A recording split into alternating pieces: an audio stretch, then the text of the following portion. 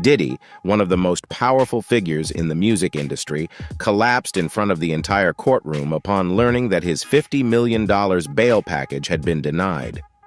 From a mogul accustomed to luxurious mansions and private jets, Diddy now faces life in a small jail cell, and the shock of this situation is almost too much to bear.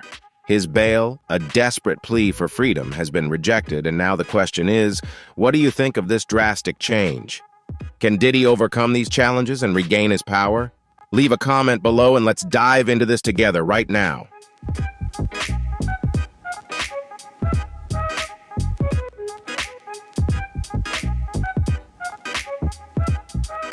Diddy, yes, the Diddy did everything in his power to avoid being locked up after his arrest. He put forward a bail package so massive it would leave anyone speechless, a staggering $50 million. Imagine that. His lawyers crafted this colossal deal, putting up nearly all of Diddy's valuable assets in exchange for temporary freedom, if only for a short while.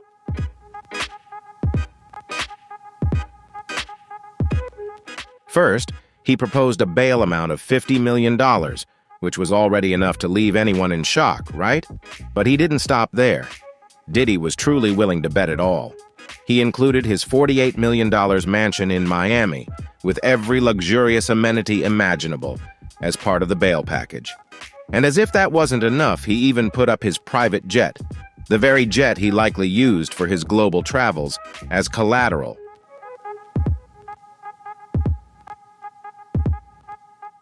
As if that wasn't enough, he even brought his family into the mix. Diddy's mother and other family members all signed the bail package, showing just how desperately they wanted to get him out of this mess. On top of that, Diddy committed to handing over his passport, making sure he couldn't escape to some tropical island. He even agreed to house arrest. It was almost like he was saying, "I'll stay at home, just please don't make me go to jail."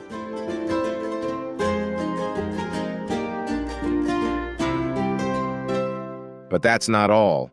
His lawyers went even further, proposing a deal that included weekly drug tests to prove he was clean, sending a list of visitors every evening to keep track of who was coming and going, and even limiting female visitors to just his mother, daughters, and the mothers of his children. No other women would be allowed to visit. Diddy was clearly willing to follow every rule if it meant he wouldn't have to spend time behind bars.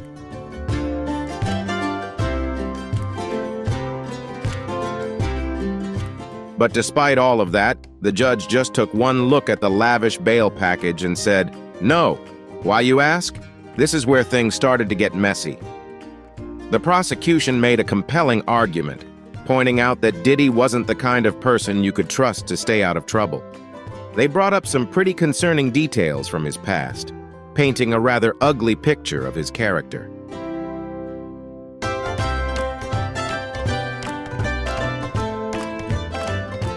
One of the big things the prosecution brought up were Diddy's old text messages.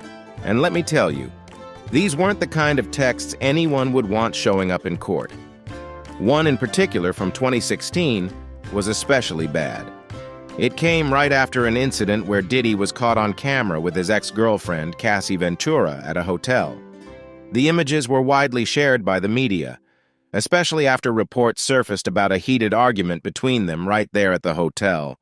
Some accounts suggested there was physical altercation and tension as Diddy and Cassie left the hotel, although there was no clear evidence of violence.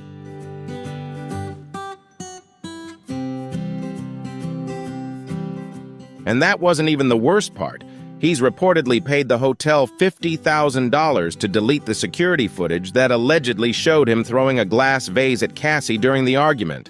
Pulling moves like that is definitely not the best strategy when you're trying to convince a judge that you won't interfere with evidence or witnesses.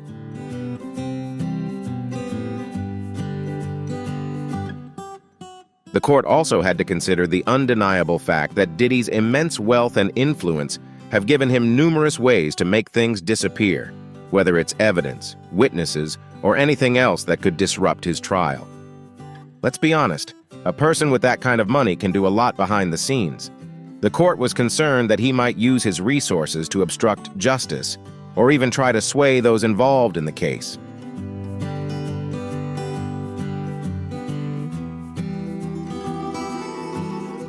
And let's not forget, Diddy is no stranger to scandals. He has been accused of everything from bribery to obstruction of justice in the past. So the concern that he might interfere with witnesses this time around isn't exactly a wild hypothesis. In fact, when you look at other high-profile cases, Diddy's situation starts to make a lot more sense.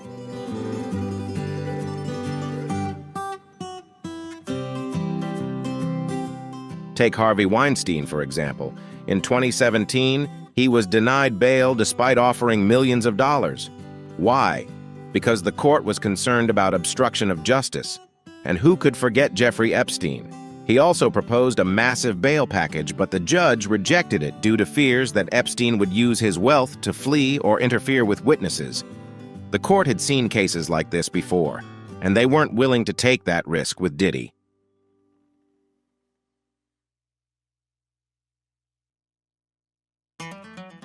When Diddy heard in the courtroom that his $50 million bail proposal had been denied and realized he wouldn't be going home, it was like watching someone crash into a wall at full speed. Witnesses said he looked completely stunned, as if the weight of everything had been pressing down on him for weeks and suddenly came crashing down all at once.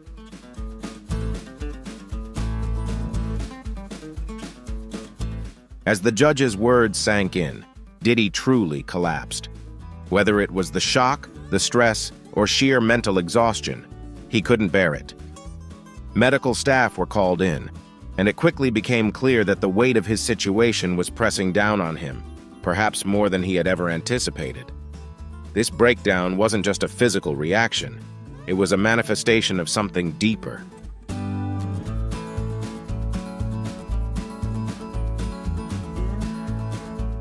Diddy, who has spent his entire life surrounded by fame, wealth, and the utmost luxury, now faces the harsh reality that the days of private jets and red carpets are over, at least for the time being. He is confronted with the prospect of a cold, cramped jail cell, and for someone who has never experienced anything more uncomfortable than a delayed flight or a bad review, the thought of that is almost unbearable.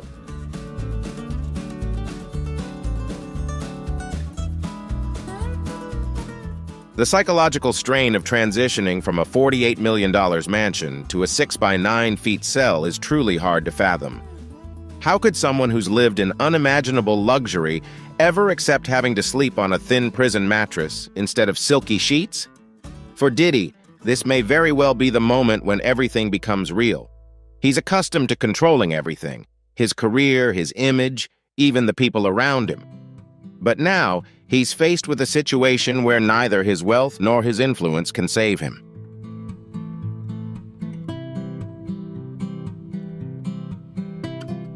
This is a heavy blow to anyone's ego, but for Diddy, it's truly a nightmare. He's no longer the one in control. Now he's at the mercy of a system he can't buy or manipulate. No charm, no style, no amount of money can make this go away, and that realization must have been terrifying. For someone who's lived a life where he could shape reality to his will, facing an unyielding, impersonal system is a stark and humbling experience.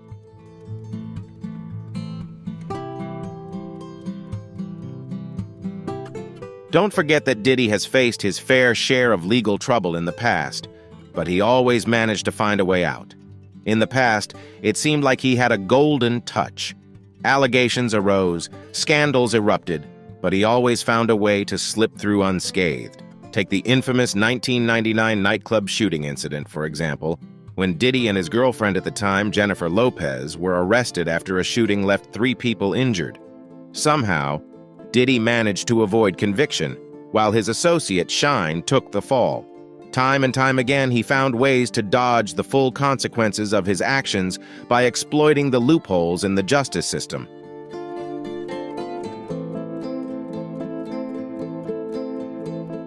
This isn't just a nightclub altercation or a small scandal. These are charges that could potentially land him behind bars for life. And it's clear that for the first time in his life, Diddy realized he might not be able to escape this one.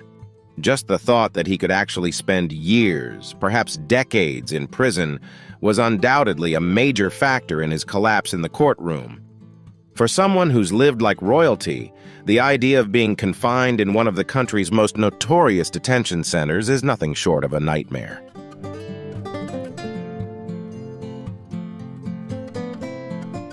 When news of Diddy's collapse spread, the reactions from the music industry were a mix of shock and concern. Celebrities who once saw him as an untouchable mogul couldn't believe what they were hearing. The hip-hop community, which had always regarded Diddy as a larger-than-life icon, someone who had survived scandals, legal battles, and the industry's ups and downs, was now left uncertain. This time, they weren't sure if he could bounce back from this shock.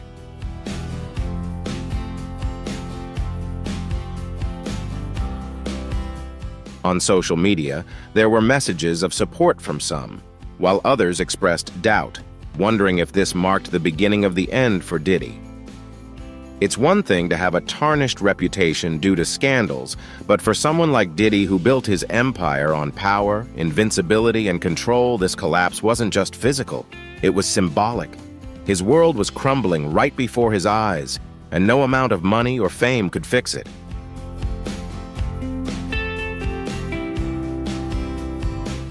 Famous prisoners like Diddy face a unique kind of psychological strain when they are incarcerated. They've lived a life surrounded by luxury, yes, but also by constant attention and admiration. Every move Diddy made was followed by the public, either praised or criticized for years. But he always had his entourage, fans, and wealth to cushion the blows. Now in prison, all of that is stripped away. The isolation hits harder for someone like him, not just because of the physical solitude, but because of the sudden loss of everything that defined who he was in the outside world.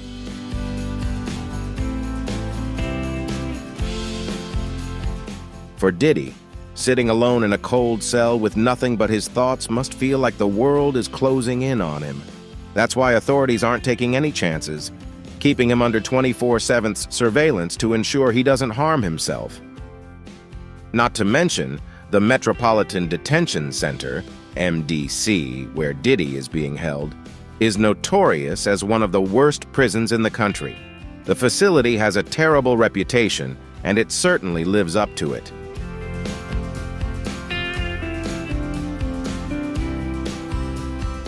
The conditions there are absolutely horrendous, filthy, cramped, and inhumane. Sanitation is nearly non-existent, with prisoners often having to endure days without being able to clean themselves properly. The cells are freezing cold in the winter and unbearably hot in the summer. There have even been reports of power outages, leaving the prison in complete darkness with no heating or hot water, sometimes lasting for days. Imagine being stuck in a cold, sterile cell, shivering under a thin blanket surrounded only by concrete and steel. That is truly a nightmare.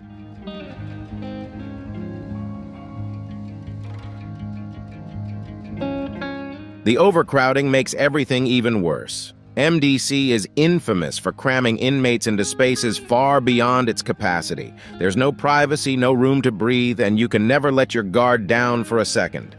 For someone like Diddy, used to sprawling mansions and luxurious spaces, this cramped environment must feel suffocating.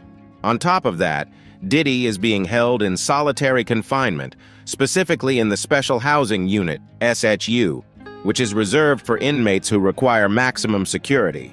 This isn't just any regular part of the prison, it's where they house the high-risk prisoners who could pose a danger to themselves or others.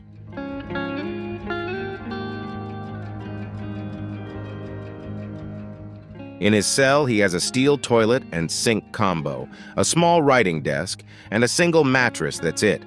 He gets a blanket, a prison uniform, and some basic essentials to get by each day. There's no luxury, no amenities, just the cold, harsh reality of isolation. The worst part is the toilet in his cell is programmed to flush only 3 times a day, a bizarre regulation, but a standard practice in places like MDC to prevent inmates from flooding their cells. For someone like Diddy, this is just another stark reminder of how far removed he is from the extravagant life he once led.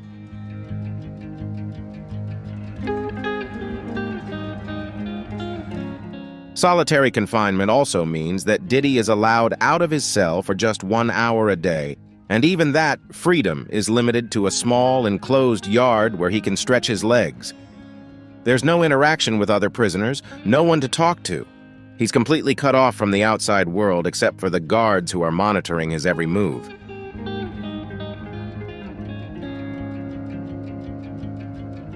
The contrast between Diddy's former life and his current reality couldn't be more different. Just a few months ago, this man was flying on private jets, attending star-studded parties, and living in sprawling mansions. Now, his entire world has shrunk to a tiny cell with barely enough room to move. He's gone from a life of endless luxury to the harshest of realities, and it's something no amount of money can change.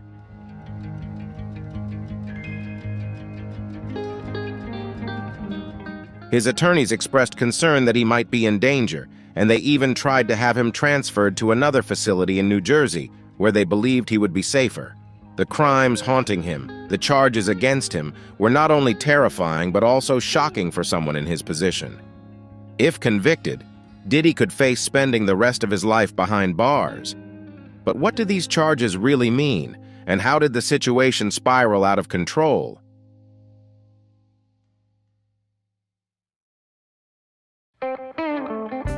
The charges essentially outline what authorities use when someone runs a criminal organization, akin to a mafia boss but with a different flair. In Diddy's case, the authorities allege that he used his businesses, music empire, relationships, and wealth to conceal or even orchestrate serious illegal activities. He wasn't just implicated in crime, he was allegedly running an entire operation, using his power to control others. When people hear about this, they often think of organized crime, and that's exactly what prosecutors are hinting at, that Diddy's empire wasn't just about music and fashion, but had a much darker side where criminal activities were allegedly taking place.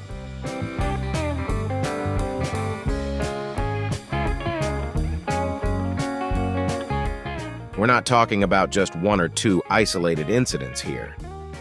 The indictment paints a picture of these actions happening repeatedly over the course of many years. It's not just about Diddy's personal actions. He's accused of using his businesses, staff, and even his security team to facilitate these disturbing events. At these events, it wasn't just about partying, it was about domination. According to some testimonies, some of the women involved in these events had no choice in the matter. Diddy is accused of coercing them to participate through illegal means or even threatening to cut off financial support if they didn't comply with his wishes.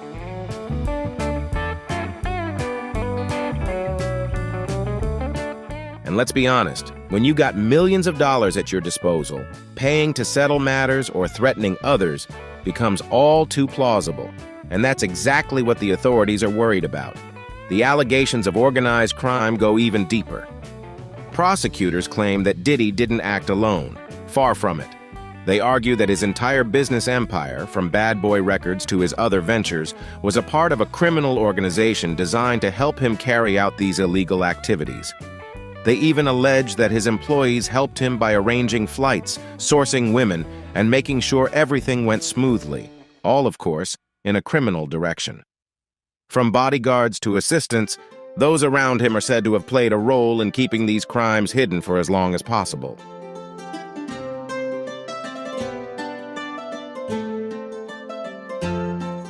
History has shown that when stars and powerful figures are accused of such crimes, the legal consequences are often severe.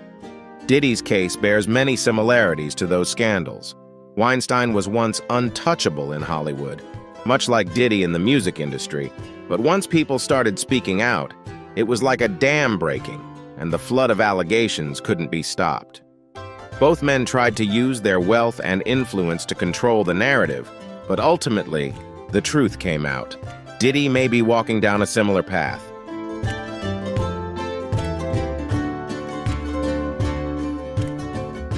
The involvement of Jennifer Lopez and Young Miami, a shocking twist. You won't believe how deep this story really goes, and it's not just Diddy's life that's at risk.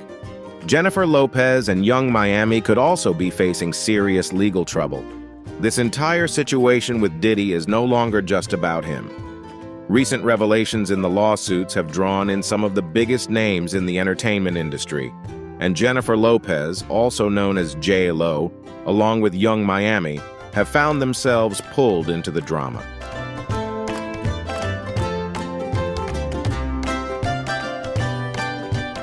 First, let's rewind to the infamous 1999 nightclub shooting. At the time, Diddy was dating J-Lo, and the two were frequently seen together. On December 27, 1999, they were partying at Club New York to celebrate the release of Diddy's protege, Shine's album. What started as a fun night quickly spiraled into a nightmare. During the night, a dispute broke out, and things escalated fast, resulting in 3 people being injured. Diddy and J-Lo fled the scene. At the time, it seemed like Diddy could be in serious trouble for the incident, but as usual, he managed to dodge the bullet, pun intended. In 2001, Diddy was acquitted of all charges, including possession and bribery, but Shine wasn't so lucky. He was held responsible for the shooting and was sentenced to 10 years in prison.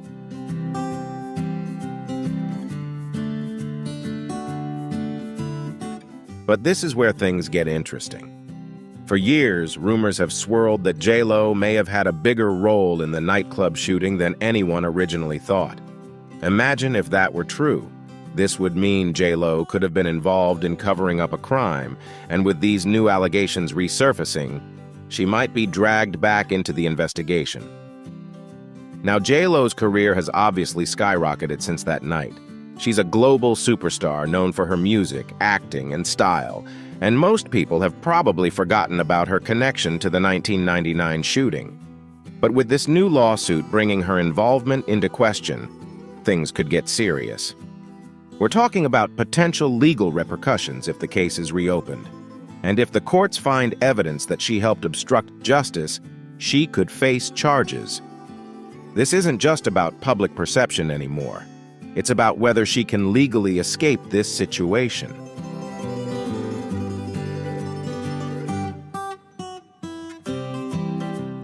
Then there's Young Miami, who's facing her own set of allegations that could potentially get her into serious trouble. For those who don't know, Young Miami, whose real name is Kesha Brownlee, was on and off girlfriend of Diddy for a period. And together, they caused quite a stir as a power couple in the hip-hop world. But her connection with Diddy might have pulled her into more trouble than she ever expected.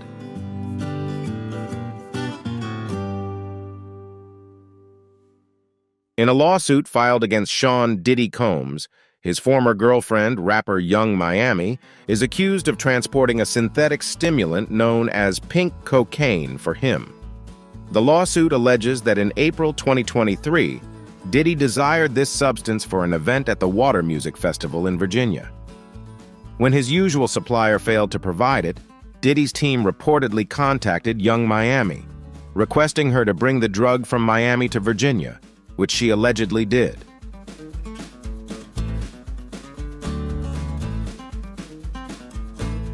If this allegation is true, it's not just a minor mistake, but a serious crime. Transporting stimulants across states could land Young Miami in big trouble, especially as the lawsuit accuses her of involvement in transporting illegal substances.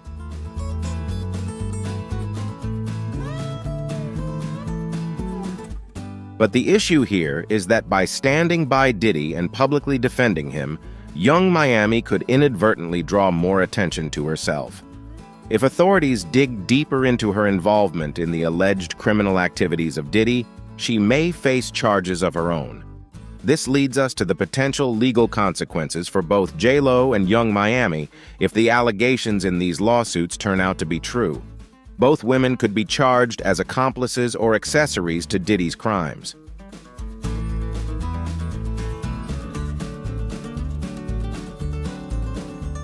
What's crazy here is the far-reaching impact of Diddy's legal troubles. It's no longer just about him. Those around him are getting swept up in this whirlwind too. Both J-Lo and Young Miami may have thought their connections to Diddy were just part of their personal lives, but now those connections are turning into very real threats to their futures. It's a reminder of how quickly things can spiral out of control when you're linked to someone facing such serious allegations.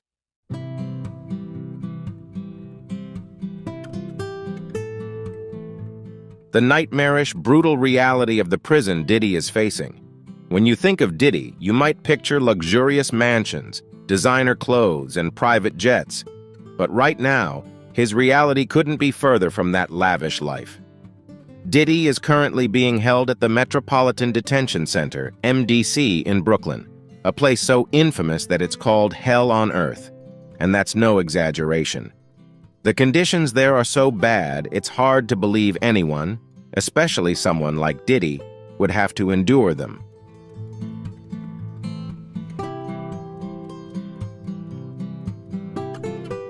One of the most infamous events that made MDC notorious happened in 2019, when the prison lost power in the middle of winter for over a week.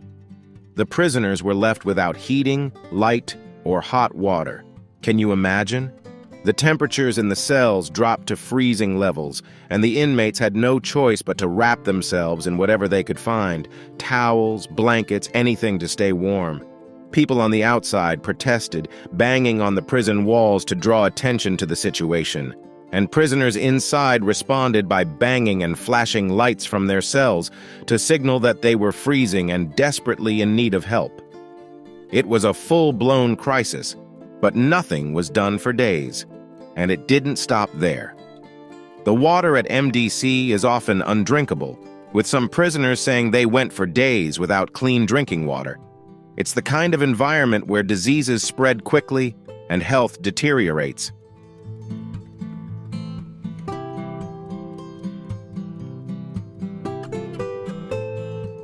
This is not a place where you can let your guard down.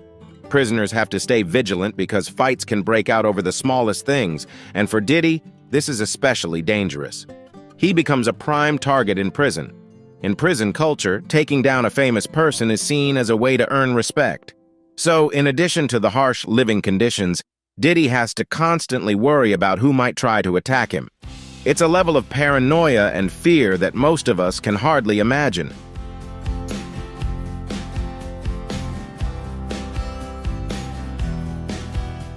The lack of human connection, combined with the filthy conditions, creates an environment where survival is not just a physical challenge, but a mental one as well.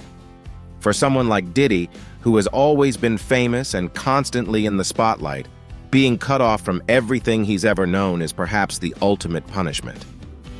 This isn't just about missing out on luxury. It's about being stripped of everything that once made him feel powerful and in control.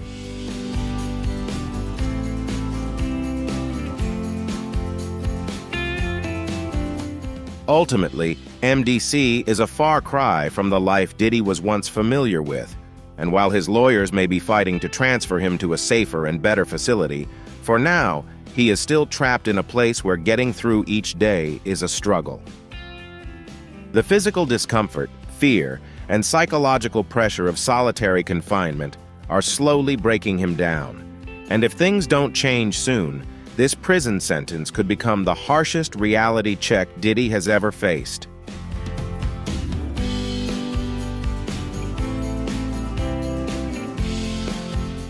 Thank you for joining us on this journey to explore the turbulent story of Diddy, one of the most powerful figures in the music world.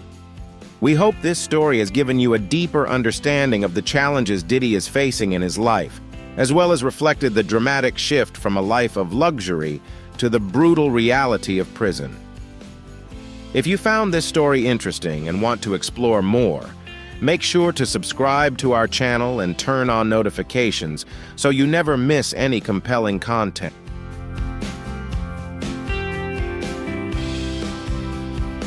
Hello, everyone. Have you ever woken up completely naked next to two other men in bed with Diddy? Welcome to our channel. Get ready to uncover shocking revelations as we explore the celebrities who dared to speak out against Sean Combs, better known as P. Diddy, before his dramatic arrest and indictment in 2024. These are the voices that tried to warn us about Diddy long before the headlines made waves.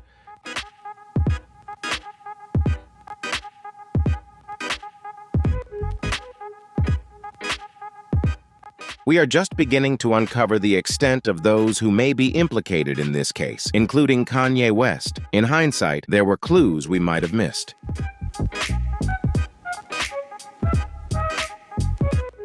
For instance, in a 2014 episode of Keeping Up with the Kardashians, Khloe Kardashian shared a story about attending a Diddy party where, as she put it, everyone was naked. At the time, it seemed like a wild anecdote, but now it takes on a different tone. Kanye West, who was once Khloe's brother-in-law, made statements about Diddy in 2022 that now feel more significant. West referred to Sean Combs as a snitch, accusing him of betraying others to avoid jail time. He claimed that part of Diddy's deal to stay out of prison involved targeting West himself.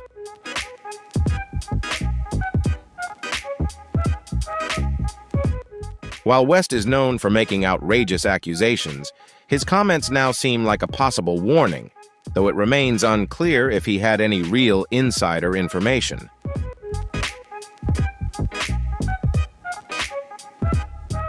Even Usher, who lived with Combs as a 13-year-old when he was just starting in the music industry, opened up about his experience in a 2016 interview with Howard Stern, sharing how he navigated life in Combs' world. During the interview, Usher reflected on his time spent with Sean Combs, describing it as both exciting and unsettling.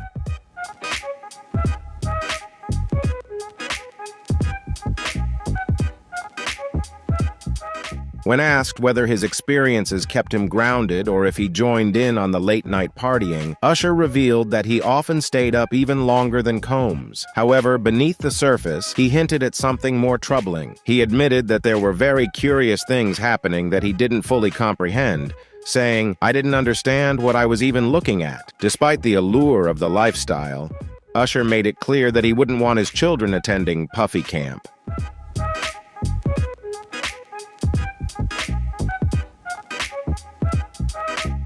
Interestingly, Usher's protege, Justin Bieber, also spent time with Combs, reportedly for 48 hours. Some speculate that Bieber's behavior during this time may have been a cry for help, particularly when he gave Combs a fake phone number afterward, making it clear he didn't want further contact.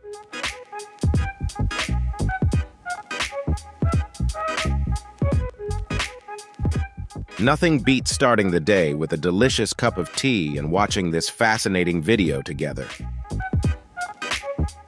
Mace, another artist closely tied to Combs, also had a fallout with him. Known for his role as Diddy's hype man in the 90s and for releasing 3 albums through Bad Boy Records, Mace expressed his frustrations with Combs, claiming he was underpaid and disrespected.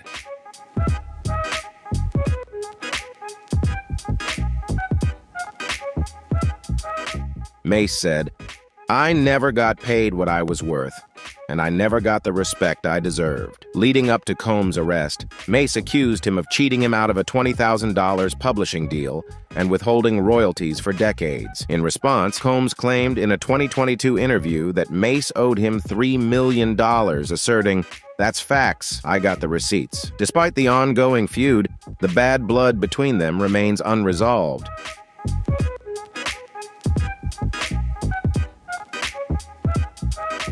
The following year, Sean Combs returned publishing rights to Mace and several other bad boy artists. Although Mace was one of the first to publicly call out Combs over unpaid royalties, he wasn't the last.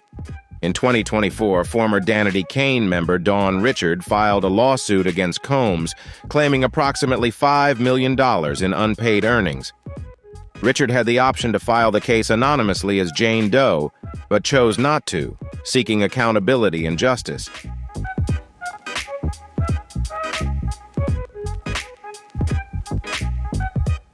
Comedian Cat Williams, known for his own legal troubles and controversial behavior, made remarks about Sean Combs that gained attention in early 2024. During an appearance on Shannon Sharp's Club Shay Shay podcast, Williams hinted at disturbing experiences at Diddy's infamous parties, advising people to just say no.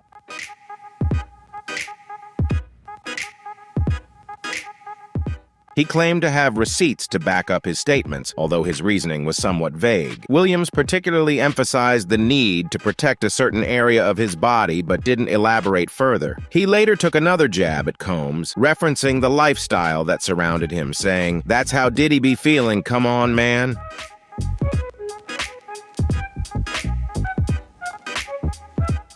Recent allegations about Combs' so-called freak-out parties and claims of abuse have cast Williams' comments in a new light.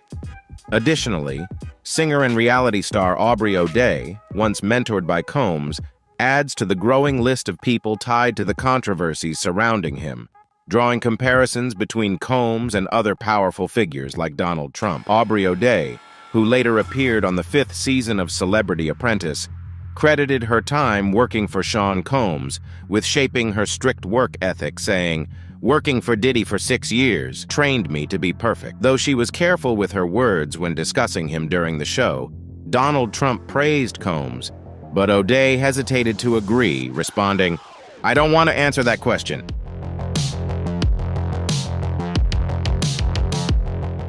In a 2019 interview with Variety, O'Day shared more about her experience on making the band with Diddy, revealing, "We were scared to death about what would happen with Puff. She encountered various issues, from racist remarks to sexism, and much of it was quite terrifying." O'Day also mentioned conversations with Gene Deal, Diddy's former bodyguard, noting that Deal had even more shocking stories that he had yet to reveal. Wendy Williams also had her own encounters with Combs. After being fired from Hot 97 in 1998, Williams accused Combs of contributing to her dismissal in her 2004 memoir, where she recounted the hell he put her through. However, in a 2015 episode of her show, she admitted that she didn't hate him. Williams commented on the rumors surrounding Casey Ventura, who was allegedly in hiding from Combs, describing Combs as a mogul from whom no one could escape. That same year, she famously asked Jennifer Lopez if she would ever get back together with Combs, and while Lopez didn't respond directly, her mother, Guadalupe Rodriguez, gave a look that said it all.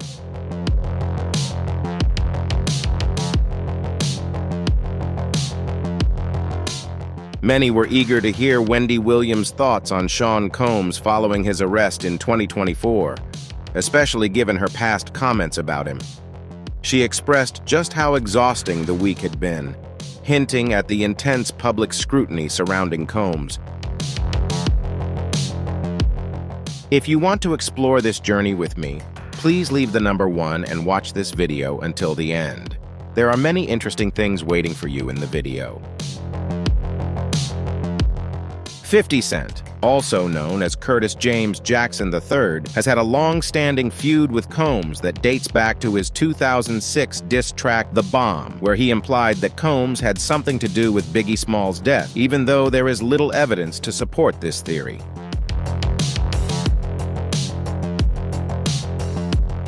Despite the lack of evidence, tensions between the two continue. In October 2023, 50 Cent described Combs' infamous parties as uncomfortable, adding that the issue between them wasn't personal beef, but more about competition. During his final lap tour, 50 Cent took a jab at Combs, saying, "Diddy would hug you from the front and the back at the same time." Following the raid on Diddy's properties, 50 Cent has become even more vocal, and reports have surfaced that he sold a docuseries titled Did He Do It?, exploring the allegations against Combs. 50 Cent even joked, "I guess this means I won't be invited to the white party anymore."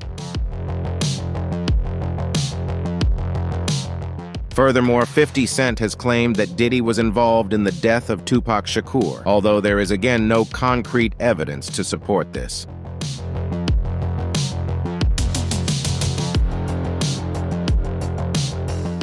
Tupac expressed suspicion of Diddy in a 1995 interview with Vibe magazine. When asked if he believed Diddy was connected to his 1994 shooting, Tupac responded without hesitation, "I believe so," adding, "That's between me and him, only he knows." Tupac hinted that he had proof to back up his allegations, but he kept those details private. Tragically, about a year later, Tupac was fatally shot in another incident, leaving the mystery unresolved.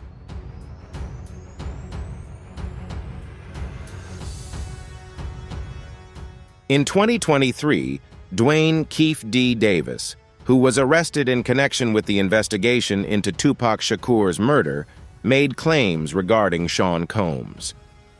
He alleged that Diddy had offered him a large sum of money related to the incident. Davis later reflected on the matter, stating, "I think that was a bad move." While these allegations remain unproven, They have stirred renewed public interest in the ongoing investigation into Shakur's death.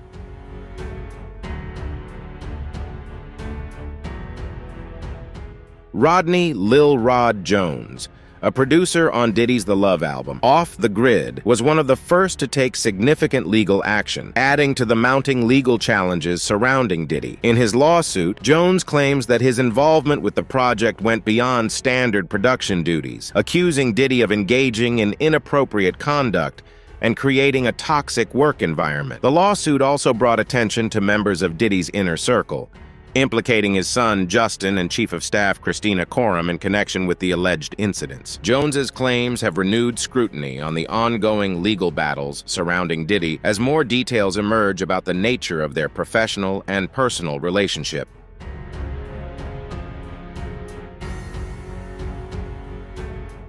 Cassie Ventura, a model-turned-singer, was in a long-term relationship with Diddy from 2007 to 2018, marked by public highs and private challenges. In 2015, Ventura hinted at personal struggles, sharing a now viral post featuring a sleeping baby with the caption, "How I sleep knowing that I'm single and nobody's cheating on me."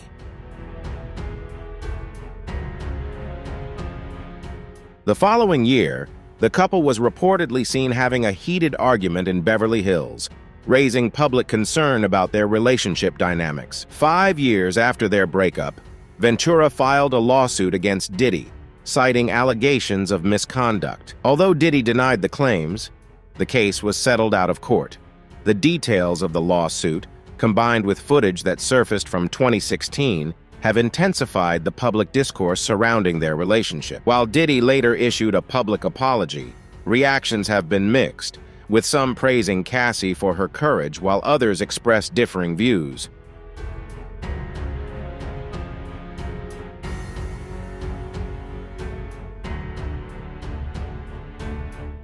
Justin Combs, Diddy's eldest son, has now become embroiled in his father's legal troubles, and it is becoming evident that he is more than just a bystander in this unfolding chaos. Known for his extravagant lifestyle and social media presence, Justin now faces serious allegations that could jeopardize both his reputation and future. While his father bears the brunt of the lawsuits, Justin has also been named as a defendant, and the claims against him paint a troubling picture.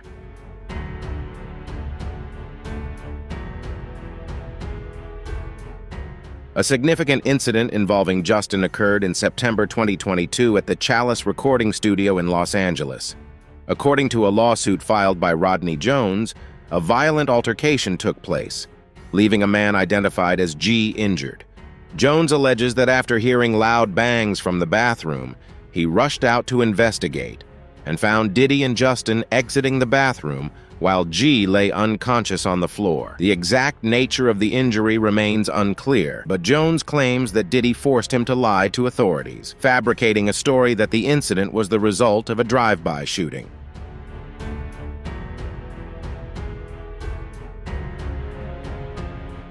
Even more concerning are the allegations that Justin may have played a role in procuring women for his father's infamous parties. The lawsuit suggests that Justin was actively involved in bringing women to these events, which Jones alleges were often exploitative. The fact that Justin is implicated in these serious allegations indicates that the criminal behavior Diddy is accused of may have extended to his own family members, complicating the case further.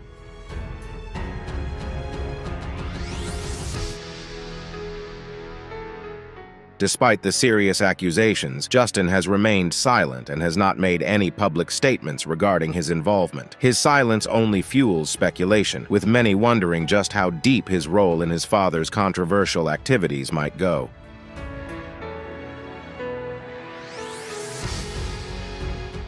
Lucy Grange, the head of Universal Music Group, is now under scrutiny as a major figure involved in the lawsuit regarding Diddy's alleged actions. With decades of influence in the music industry and a reputation for shaping the careers of numerous artists, Grange's involvement in this scandal could have serious implications for both his personal standing and UMG's reputation. According to Rodney Jones's lawsuit, Grange attended several of Diddy's notorious parties where illegal activities were allegedly taking place.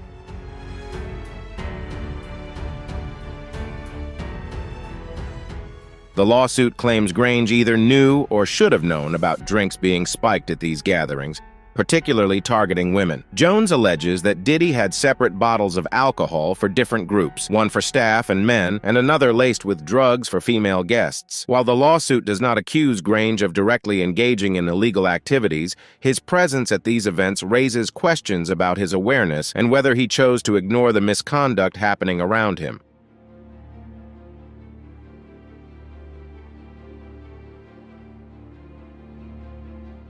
If it is proven that Grange knew about the spiked drinks and failed to take action, the consequences could be significant. Not only would it affect him personally, but it could also tarnish UMG's image at a time when the music industry is already facing increased scrutiny over issues of exploitation and abuse. Grange's association with Diddy's parties could amplify concerns about a larger culture of misconduct among industry leaders.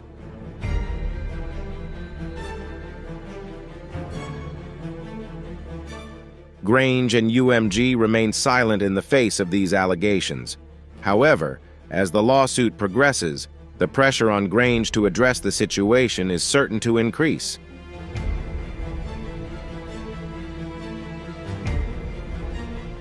Christina Courtroom, Diddy's chief of staff, now faces serious accusations in Rodney Jones's lawsuit. As a person in a position of power, Christina's involvement in Diddy's scandal is particularly concerning.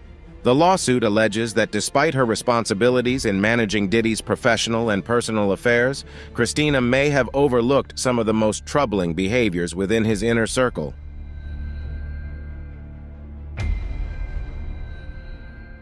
Jones claims that Christina was fully aware of Diddy's inappropriate actions, particularly regarding how he treated his staff and associates. When Jones voiced his concerns, Christina allegedly dismissed them as friendly horseplay, minimizing the severity of the situation. This response, according to Jones, allowed Diddy's behavior to continue unchecked, reinforcing a toxic environment where misconduct was tolerated, if not encouraged. Even more troubling is the allegation that Christina may have played a role in grooming Jones for a relationship with Diddy. According to the lawsuit, when Jones expressed discomfort, Christina allegedly downplayed it, saying, "Sean will be Sean," excusing Diddy's predatory behavior. If true, this suggests that Christina's involvement went beyond managing Diddy's affairs. She may have been complicit in creating a culture of abuse.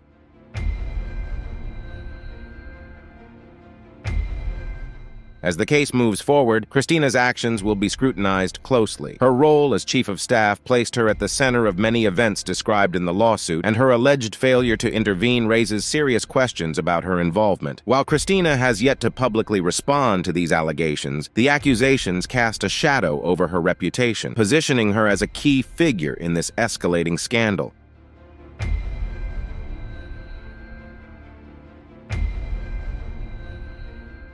Aaron Hall, a once celebrated singer-songwriter, now finds himself ensnared in the growing list of allegations against Diddy. Best known for his time with the R&B group Guy, Hall is no stranger to controversy. But these recent accusations reach back decades, tarnishing his legacy. Hall is alleged to have participated in abusive acts alongside Diddy, particularly in a troubling incident that occurred in 1991. According to a lawsuit related to broader allegations against Diddy, Hall is accused of being involved in the assault of a college student that year.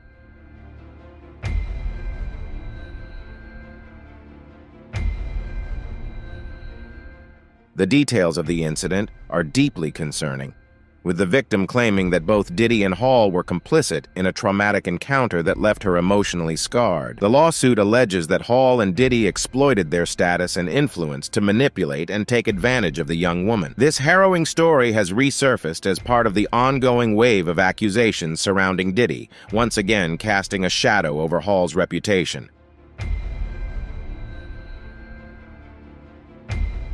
For Hall, these new allegations serve as a stark reminder of the darker side of fame and power that has haunted his career. While he has not publicly responded to these specific claims, his alleged involvement in such a notorious incident places him squarely in the midst of the legal storm, overshadowing his once glamorous image with a history of exploitation.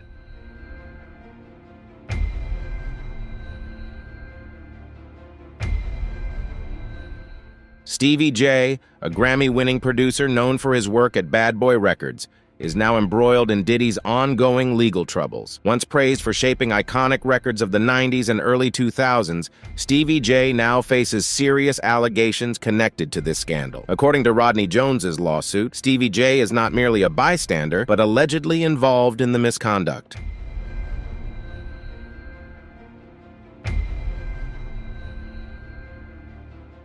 Jones claims that Diddy manipulated Stevie J into participating in inappropriate activities.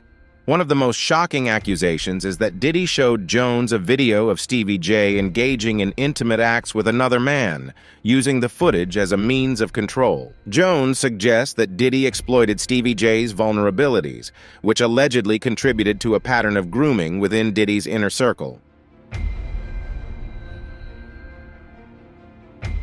These allegations pose a serious threat to Stevie J's reputation and career. While the producer has denied any wrongdoing, he has quickly sought to address the situation through his legal team, using social media to reassure fans that the accusations are baseless and intended to harm his reputation, leaving the matter in the hands of his lawyers. Stevie J has remained silent on the specifics of the case, relying on his legal team to manage the controversy. However, his close association with Diddy keeps him at the center of this unfolding scandal. Whether the claims are proven true or not, this legal battle is likely to have a lasting impact on Stevie J's public image.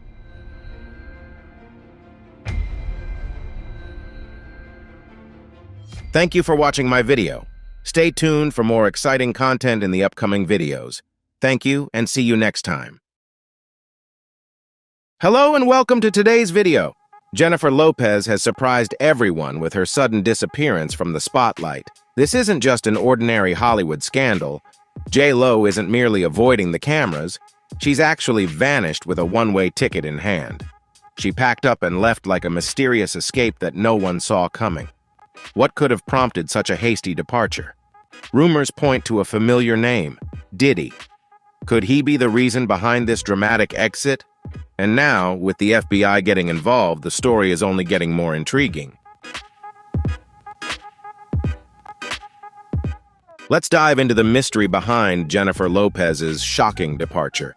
Back in the 90s, Jennifer Lopez and Diddy were the power couple that the entire entertainment world admired. They had it all: glitzy fame, extravagant parties, and envious glances from onlookers. Their style was everywhere, and their flawless image graced magazine covers, making it impossible for anyone to escape their presence. But that shine didn't last long.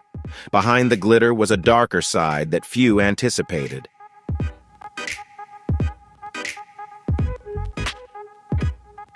Then tragedy struck. The shocking scandal at a nightclub in 1999 marked the end of their beautiful love story. That night, both were pulled over by police.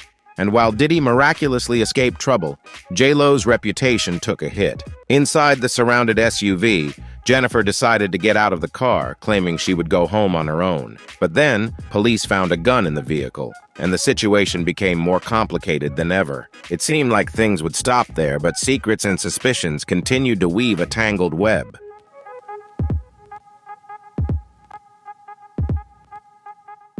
Over the years, rumors of a dark secret that Diddy holds about Jennifer have haunted their story, creating a shroud of mystery around their relationship. Now, with threats from Diddy reportedly leaked, it seems that this has pushed Lopez to the brink. Without any hesitation, Jennifer immediately booked a private jet and hurriedly left the country, leaving everything behind. Her bold and mysterious disappearance has left the public buzzing, wondering what truly happened behind the glimmering facade of their glamorous years.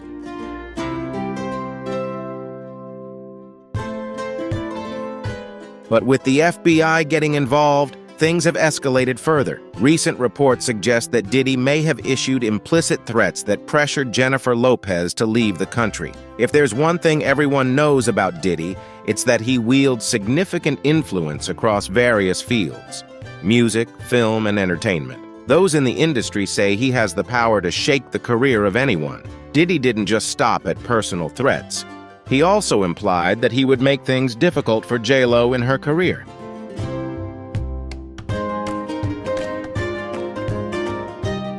The situation grew even more complicated when Rodney Lil Rod Jones, a former associate of Diddy, filed a lawsuit in early 2024. Jones not only accused Diddy of sexual misconduct, but also claimed that Diddy was behind the horrific nightclub incident in 1999, an event that allowed Lopez to escape any scandal despite 3 people being injured that night. Jones stated that he was offered a disgusting contract aimed at silencing him and giving up his rights. He refused, insisting that he would fight to the end to protect himself, but he also made allegations about potential bribery to influence the jury and silence witnesses.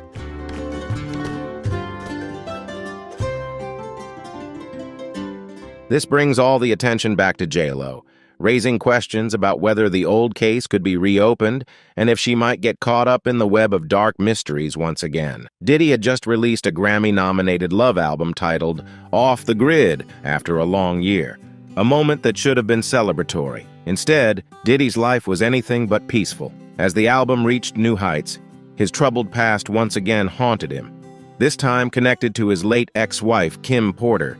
Federal agencies are reportedly sitting on a trove of valuable documents from Diddy, including recordings and previously undisclosed evidence. Some of these documents are said to pertain to Diddy's infamous secret parties, which resembled a horror movie setting.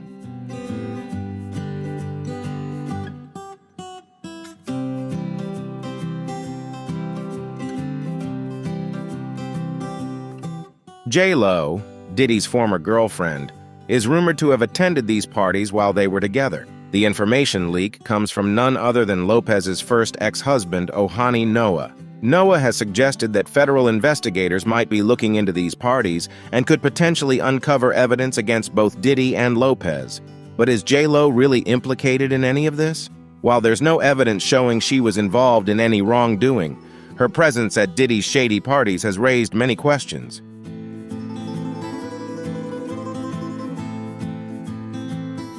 Is there a hidden secret regarding any shady dealings that could land both of them in legal trouble? Martin Lawrence has shared insights about Diddy's lavish parties, where everything seemed meticulously arranged and everyone from Jay to P. Diddy and other big names in the entertainment industry were present. Lawrence recalls with a wry tone that it felt as if P. Diddy and Tupac were a duo, so bizarre that he couldn't help but mention the feeling that the vibe had completely vanished, as if Tupac had foreseen what was to come.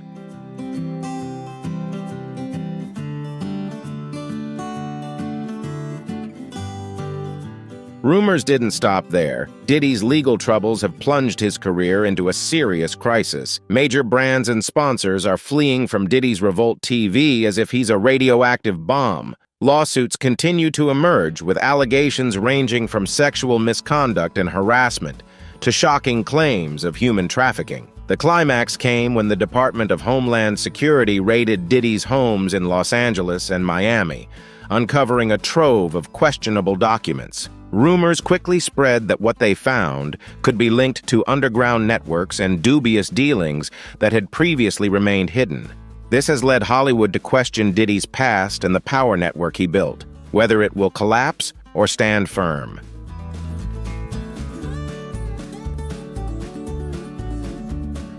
Lopez's silence amid Diddy's legal troubles has become a significant question mark, and the quieter she remains, the more the public speculates. While Lopez continues to focus on her career, every time Diddy's name comes up, she seems to vanish from sight like a Houdini trick. Is this a calculated move to distance herself from the surrounding scandals? Many wonder if she's trying to protect her own image and career from being overshadowed by the unfolding drama.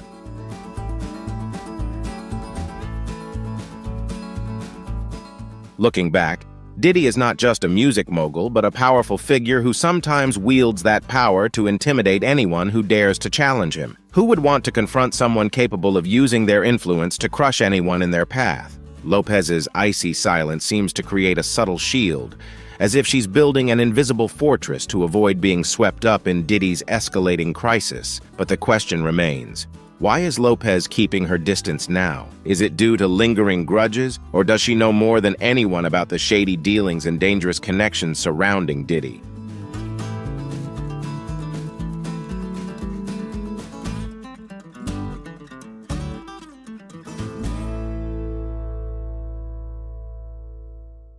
Diddy, with his enigmatic reputation, has hosted some of the wildest parties Hollywood has ever seen. These gatherings took place behind closed doors, where nothing was ever made public. Over the years, whispers turned into murmurs, and stars like Justin Bieber hinted that Diddy's parties were not just nights of drinking, but involved something darker. Amid all the speculation, Jennifer Lopez's recent disappearance has left many wondering what she knows about these secrets.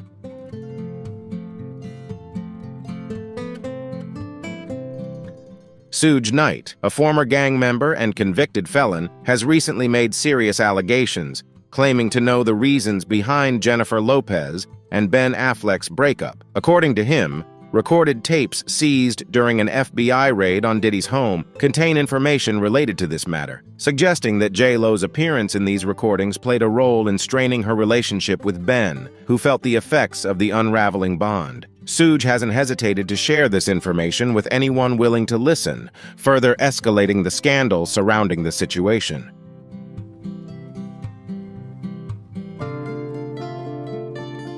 So where has J.Lo gone? No one knows for sure, but rumors are circulating. Some speculate that she might be hiding out in a luxurious villa somewhere in Europe, possibly in southern France or Italy, where privacy can be purchased with money. Others believe she could be in a familiar place far from the spotlight. Her recent absence from social media and public events suggests a deliberate plan to keep her distance from the chaos surrounding her.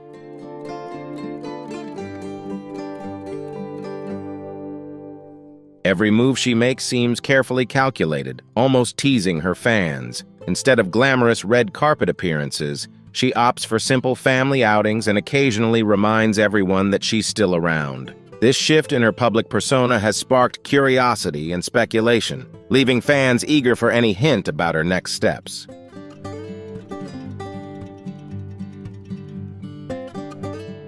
At the end of October 2024, Jennifer Lopez made a surprising appearance at a casual dinner in Los Angeles with her two children, Emmy and Max, alongside singer Stevie Mackey. While many might expect a stunning outfit from a fashion icon like her, J.Lo opted for a simple, light pink dress with her hair down, showcasing a warm and approachable style. "I'm just here with my family," she shared, as her kids donned comfortable black outfits, creating a relaxed atmosphere that contrasted sharply with the glitz she usually embodies.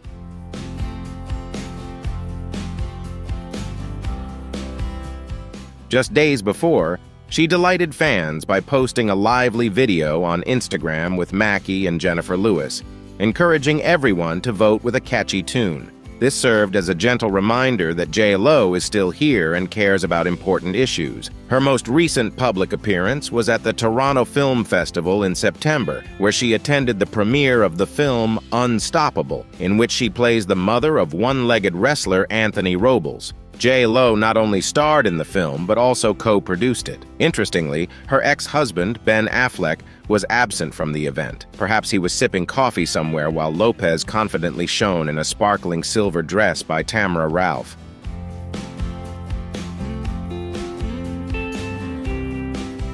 It's clear that J.Lo made sure all eyes were on her that night. Even without Affleck by her side, she shone like an independent star, asserting that she doesn't rely on anyone else. Her red carpet moment at TIFF seemed like a deliberate message, showcasing her determination to continue her career regardless of what happens in her personal life. She also attended the 50th anniversary of the American Music Awards, but instead of a grand entrance, she opted for a more intimate and casual approach, demonstrating her ability to blend in while still making an impact without needing to steal the spotlight.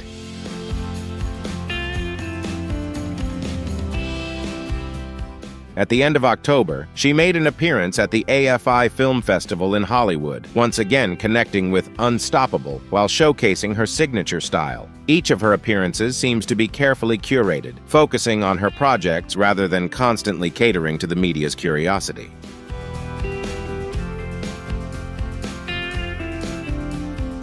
Jennifer Lopez's sudden disappearance from social media has sparked speculation, leaving fans and paparazzi in a constant state of suspense. The selfie queen, known for her surprise moments, now seems to have stepped back from the spotlight, choosing to focus on herself. After years of navigating the entertainment industry and dealing with the ups and downs of a brief marriage and subsequent divorce, she appears to have decided enough is enough. While she hasn't completely vanished, this move seems to be a carefully calculated decision.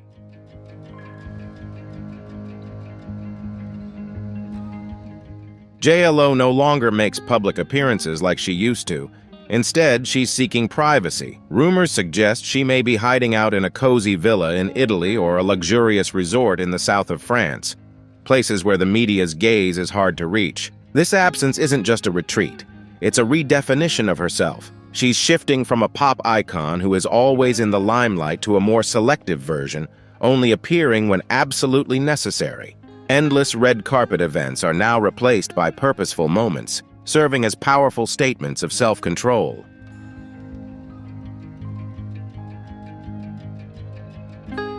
Of course, paparazzi and fans are on high alert. The longer she remains absent, the more speculation grows, with theories suggesting that something secretive is at play, perhaps a work dispute or something deeper. Whatever the reason, JLo's silence has caused social media to explode, with fans demanding answers and transparency from her team, who seem to be choosing silence amid the storm of speculation.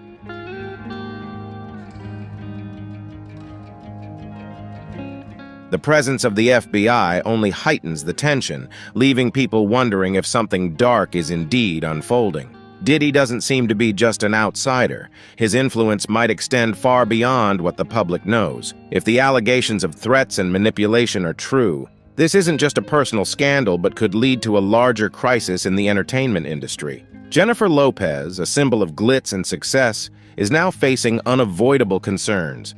The question arises, is Diddy's influence truly powerful enough to make even a superstar like JLo feel uneasy?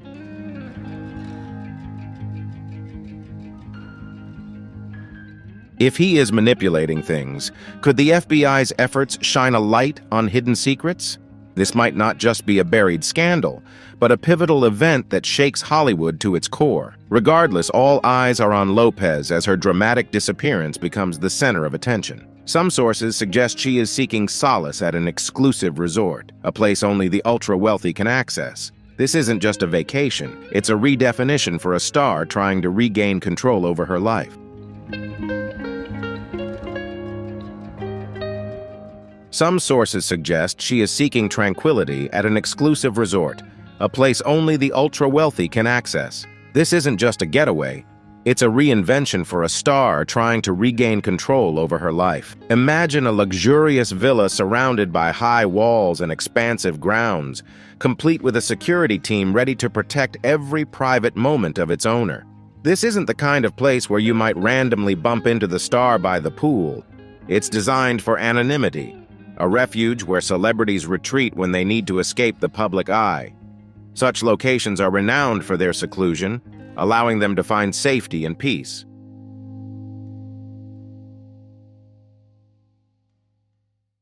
Jennifer Lopez, with her status and wealth, can easily enjoy a getaway at one of these exclusive resorts. In these tumultuous times, her privacy is more valuable than ever. The complete absence of leaked photos from her trip indicates she is willing to spend big to protect her secrets. Rumors swirl that she is hiding out in Europe, while others speculate she has found a secluded refuge in Central America. But the truth is, no one knows where she really is.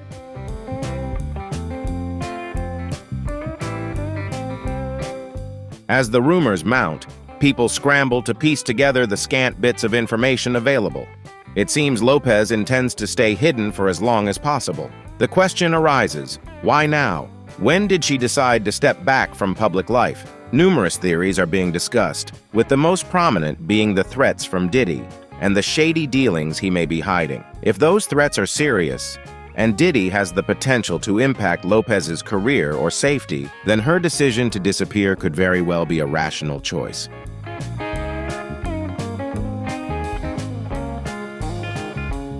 In this perilous world, sometimes stepping away from the spotlight is the safest choice. Another intriguing theory gaining traction is the potential involvement of the FBI. Perhaps they warned her about a public danger, or advised her to lay low for her own protection. The mystery surrounding J.Lo not only fuels speculation, but also highlights that the lives of famous stars aren't always glamorous and filled with parties. They also harbor threats that few can comprehend.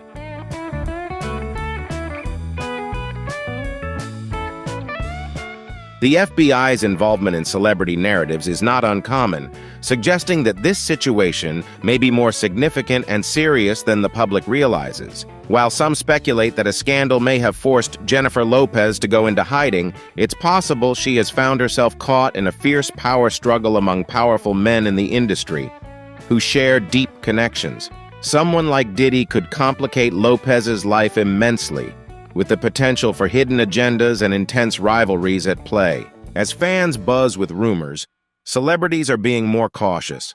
They're accustomed to navigating social media storms, but this situation is different. Diddy's influence can be far-reaching, and publicly opposing him could have serious repercussions. However, some stars have subtly expressed their support for Lopez. They may not speak out openly, but when certain well-known figures start liking posts or sharing meaningful quotes about standing firm, it's hard not to notice. This quiet solidarity speaks volumes in an industry often defined by its silence in the face of controversy.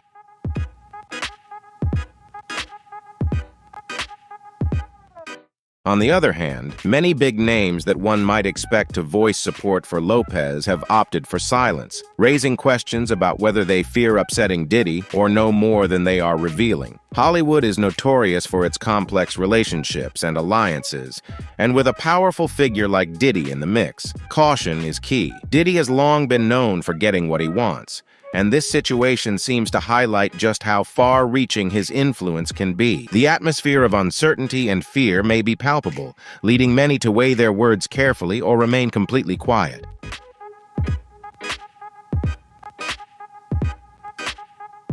On the other hand, many big names that one might expect to voice support for Lopez have opted for silence, raising questions about whether they fear upsetting Diddy or know more than they are revealing. Hollywood is notorious for its complex relationships and alliances, and with a powerful figure like Diddy in the mix, caution is key. Diddy has long been known for getting what he wants, and this situation seems to highlight just how far-reaching his influence can be. The atmosphere of uncertainty and fear may be palpable, leading many to weigh their words carefully or remain completely quiet.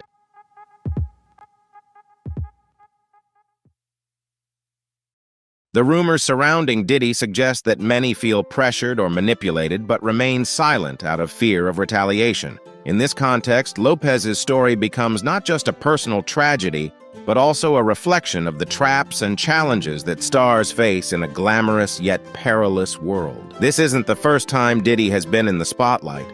From business partners to artists under his management to complex personal relationships, many have felt trapped by his influence. The pervasive sense of unease reveals the darker side of celebrity culture, where even the most successful individuals can feel vulnerable in the shadow of powerful figures.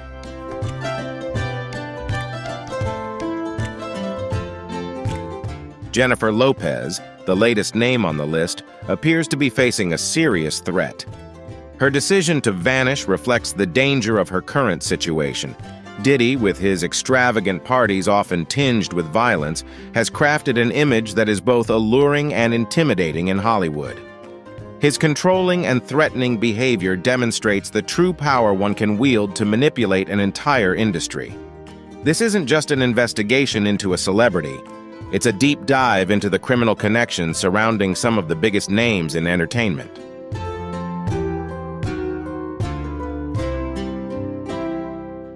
Diddy is not only a powerful mogul, but also a controversial figure, with numerous allegations surrounding shady financial activities and wild parties that few dare to mention.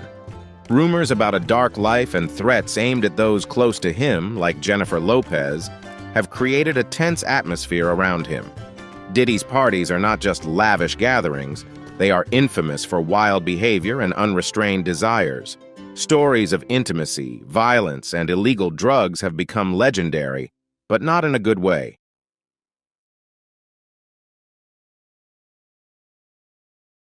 Jennifer Lopez's ex-husband, Ohani Noah, has come forward with a statement asserting that she is completely right about everything.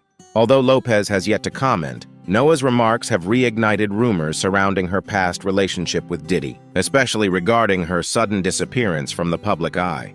Friends of Lopez have hinted that this absence is linked to threats from Diddy, and that the situation has escalated to a serious level. There are even whispers that Lopez may have fled abroad to avoid trouble. When a celebrity of her stature suddenly withdraws, it's clear that something larger is at play. It appears that federal authorities may have warned her, prompting her to feel the need to leave.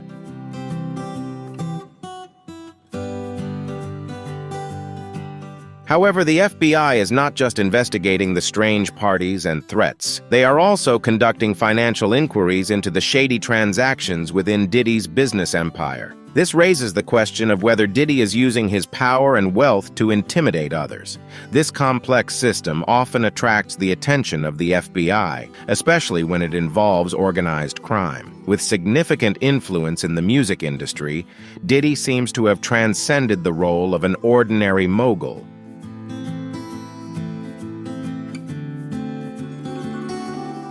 All the scandals and old rumors may be why Lopez is steering clear of the new accusations against Diddy. For J.Lo, it's not just about protecting herself, but also about maintaining her clean image. No one wants to be seen as complicit in a case that the FBI is investigating. It now seems that the federal government is not only focused on Diddy, they might be targeting other significant figures in the entertainment industry as well. This situation is much larger than just celebrity romances or breakups. The involvement of the FBI suggests that we are facing a serious criminal network surrounding one of the most prominent names in the entertainment industry.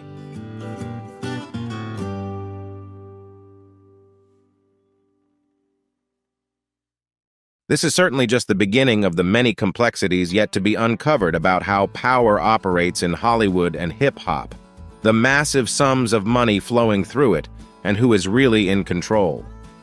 Is J.Lo's disappearance a strategic retreat, or is there something darker at play? Hollywood is experiencing tense changes, and secrets are slowly being revealed piece by piece. Everyone is curious about what will happen next, and whether J.Lo will return or continue to stay hidden to avoid these troubles.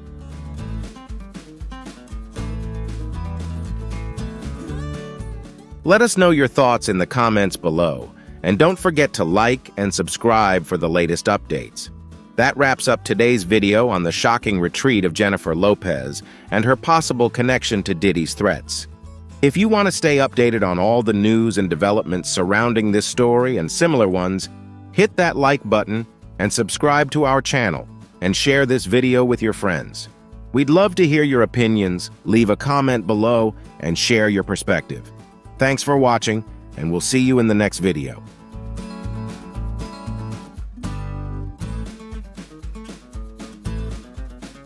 Welcome back to our channel. Sean Diddy Combs' accuser has been unable to remain anonymous as the government faces allegations of leaking information. They also claim that the embattled rapper has no further access to the details of the case. Here, we break down the latest legal developments in Diddy's complex story.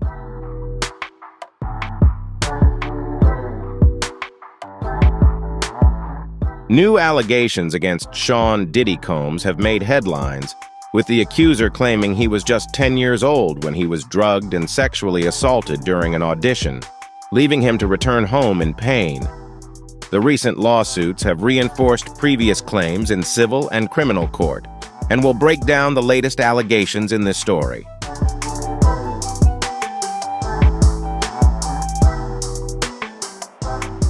Sean Diddy Combs is currently in custody awaiting trial on serious federal charges including racketeering, sex trafficking conspiracy, and transportation for prostitution. The charges allege that since 2008, Combs and others have operated a criminal enterprise that used violence and obstruction to achieve his goals, including kidnapping, arson, and bribery. They allege that he used his power and fame to coerce women into engaging in sexual acts.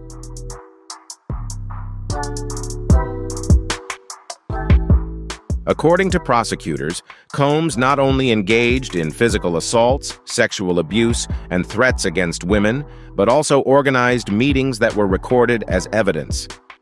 Now, the latest filings show the government has filed an objection to the defendant's requests, including a hearing on the leak allegations. Combs' legal team has argued that Homeland Security agents may have leaked a shocking 2016 video of Combs' ex-girlfriend assaulting him at a hotel.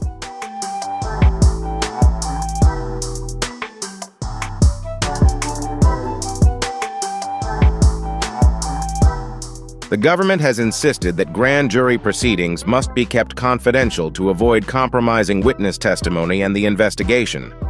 As the case continues, questions are being raised by stakeholders about whether the video was actually leaked by Combs and who provided it to the media.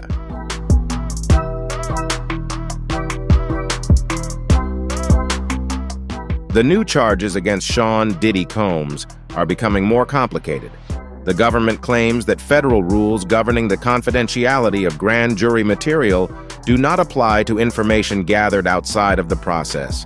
Accordingly, the video recording is not grand jury material, and the government argues that Combs has no right to a hearing regarding his alleged misconduct.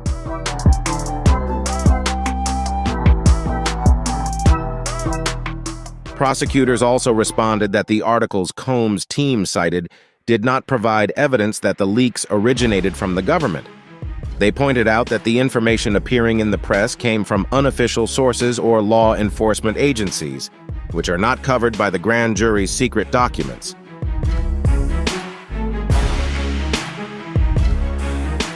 The government also emphasized that data from searches, search warrants, wiretaps, or witness interviews are not covered by the grand jury confidentiality statute. The prosecution asserted that the information did not represent any leaks by members of the prosecution team, and therefore there was no basis for holding an evidentiary hearing as requested by the defense.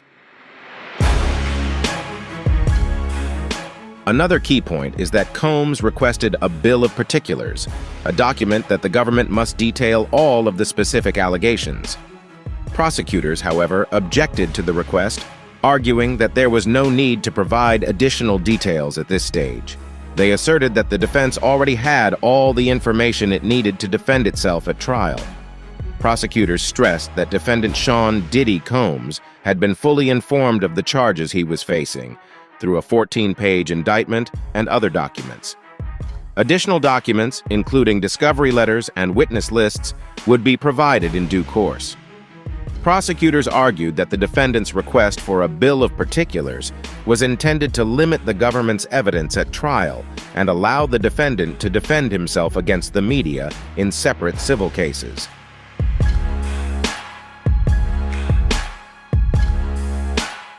Prosecutors have stressed that limiting the request to specific evidence would limit their ability to present the entire case.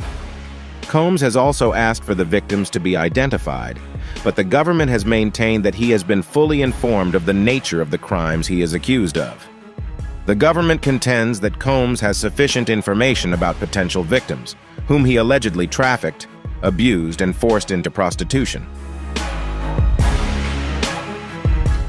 The government disclosed that it had provided the defense with 3 important packages of documents that included search warrants, financial records, communications, and data from more than 60 devices and iCloud accounts associated with the defendant. These documents included text messages, recordings, and photos involving victims and witnesses, along with additional details about the allegations against Combs. The government said that this evidence gave the defense a comprehensive view of the case. Regarding the request to identify witnesses and victims, the prosecutor argued that revealing these identities could cause danger to those involved. The allegations allege that Combs used violence and threats on multiple occasions, and there is even evidence of witness tampering, indicating a risk to the safety of the victims if their identities were revealed to the defendant. Finally, the government sought an injunction to prevent the individuals with complaints against Combs and their attorneys from making any public statements. The government argued that public statements from the complainants could compromise justice and asked the court to prevent this from happening, requiring the defense to provide a witness list at least 6 months before trial to protect the integrity of the trial. Prosecutors argued that the remedy the defendant requested was unprecedented, and that the defendant could not use local criminal rules to prevent civil complainants from speaking, regardless of whether their statements were relevant to the case. This was an attempt to reveal the identities of the victims, and the government argued that the request should be denied. In the filing, prosecutors revealed that the criminal investigation into Sean "Diddy" Combs began around November 2023 and was conducted by the U.S. Attorney's Office and the New York Department of Homeland Security's Human Trafficking Unit. This makes it clear that it was civil lawsuits, specifically that of Cassandra Ventura, that sparked the criminal investigation against Combs.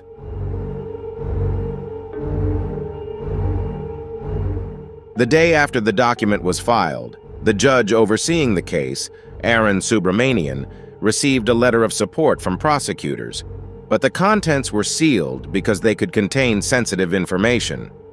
The government continues to insist that Combs has the right to confront his accuser, especially in a civil context, so he can defend himself against the charges.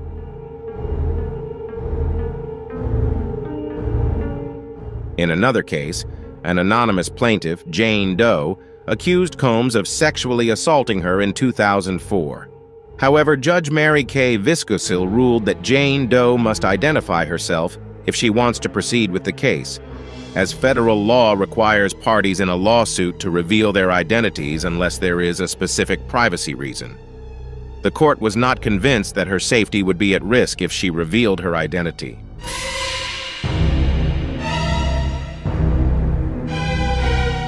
Jane Doe claimed that revealing her identity would cause her emotional harm, but the court stressed that public embarrassment was not enough to maintain anonymity.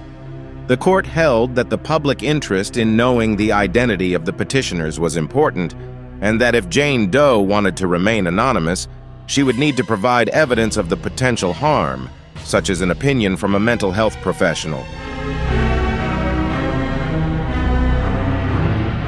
Ultimately, the court ruled that Jane Doe, if she wants to proceed with the lawsuit, must file under her real name by November 13, 2024, or the case will be dismissed. This is an important step for Combs, as the court has called for greater transparency in lawsuits related to sexual assault allegations against him. It could also set a precedent for other similar lawsuits in the same jurisdiction.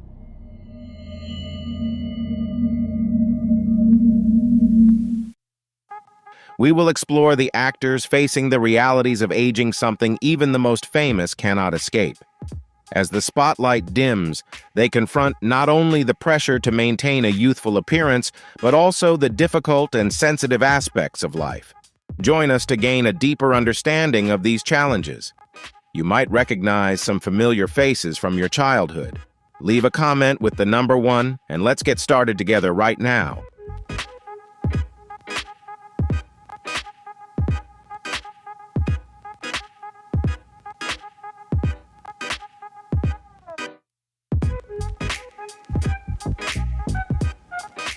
Sarah Jessica Parker is a cultural phenomenon who rose to fame with her role as Carrie Bradshaw in Sex and the City, a character that not only shaped her career but also profoundly influenced our perceptions of fashion and relationships in the modern world. Before becoming an icon of independent living, Parker had a long career on Broadway, where she gained recognition for her role in Annie before taking on Carrie, a strong and progressive female archetype. She enjoyed success in various films throughout the 2000s, such as Footloose and Hocus Pocus, and became one of Hollywood's brightest stars, especially after Sex and the City premiered in 1998.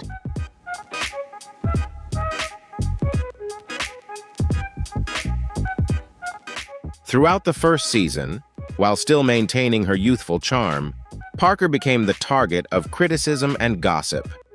Many media outlets reported that she looked younger than her actual age, drawing unwanted attention to her slender figure and the wrinkles on her face. which she attributed to stress and emotional upheaval in her life. Particularly, rumors about her having an affair with her husband, Matthew Broderick, only heightened this unwanted scrutiny. Some magazines even labeled her as the least attractive woman in the world, a title that certainly had its ups and downs. However, it's undeniable that Sarah Jessica Parker remains a symbol of beauty and power in the entertainment industry.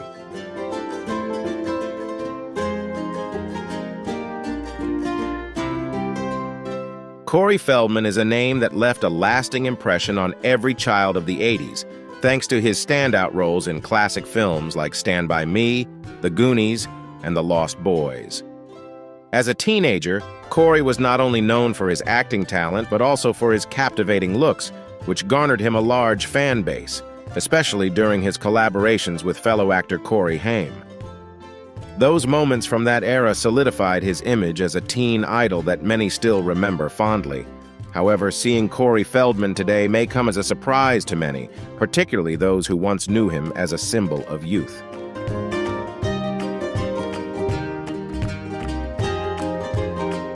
Time has clearly left its mark on Feldman's appearance, reflecting the struggles he has faced in the entertainment industry. His changing looks serve as a testament to the price paid for a dazzling period in the spotlight.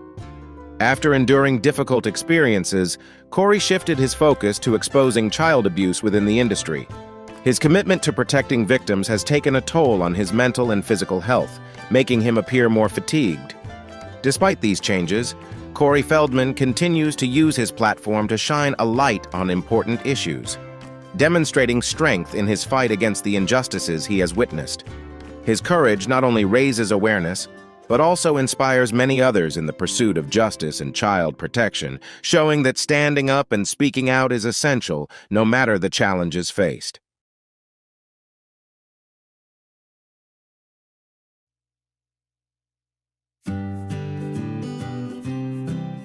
Donatella Versace is a fashion icon, but her story also reflects the complex issues surrounding aging and cosmetic surgery. As a renowned Italian designer, Donatella began her career by supporting her brother Giovanni in founding the Versace brand. Today, she serves as vice president of the Versace Group and has made significant contributions to the brand's global influence through her creative talent and close relationships with many celebrities. Donatella has played a crucial role in establishing Versace as one of the world's leading luxury brands.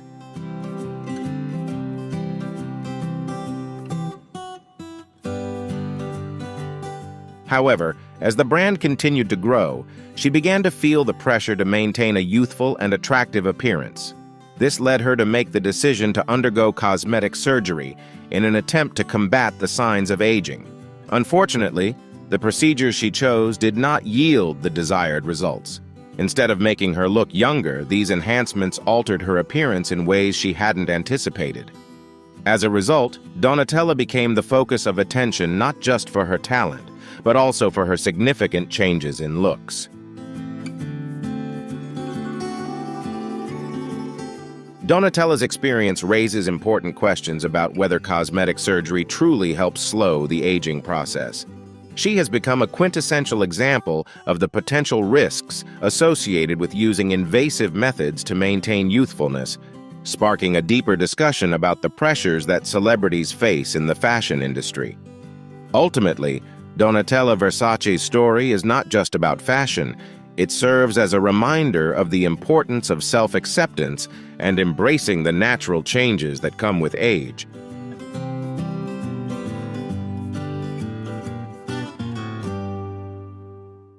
Janet Jackson, a multifaceted singer and dancer, has been renowned for her musical career and dance skills since the 1980s, achieving peak success while maintaining her striking appearance.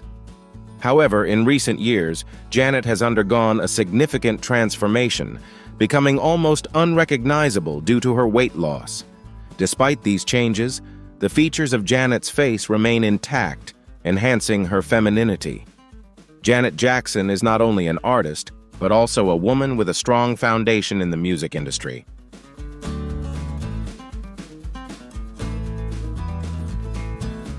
Throughout her long and successful career, Janet has earned nearly $1 billion from her music, books, albums, and tours. Despite her financial success, Janet has faced numerous issues related to weight and the increasing pressures of responsibility.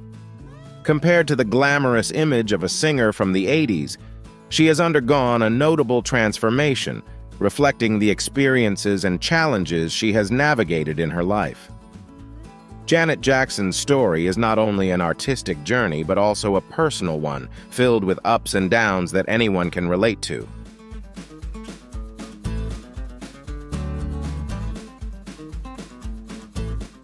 Jennifer Grey, who starred in the iconic 1987 film Dirty Dancing, won the hearts of Americans with her distinctive look, including her signature nose and voluminous curly hair. However, when she decided to undergo a minor nose job to combat the signs of aging, her journey took an entirely different turn. Grey aimed to appear younger, but this decision led to unexpected results. After the surgery, even paparazzi struggled to recognize her because her appearance had changed so dramatically. What was initially intended to create more harmony in her features resulted in a nose that was significantly smaller than her original one. When a minor issue with the cartilage beneath the surface was discovered, Grey's initial satisfaction quickly turned to concern.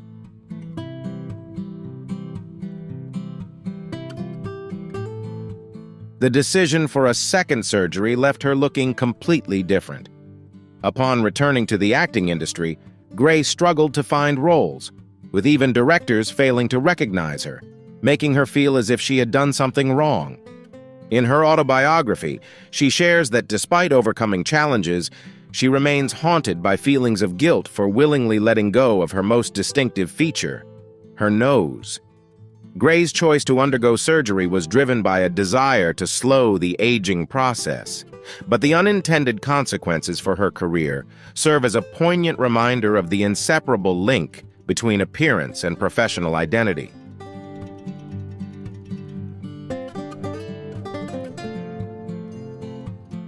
Axl Rose, the lead singer of the legendary band Guns N' Roses, has had a long and impressive music career. His powerful vocals and songwriting talent have left a lasting mark on the rock music scene. However, over time, his fame has waned. Rose's undeniable charisma as both a singer and songwriter has been a crucial factor in the band's success. Since 2011, his image has changed significantly, marking a departure from the charming, boyish persona that fans once adored.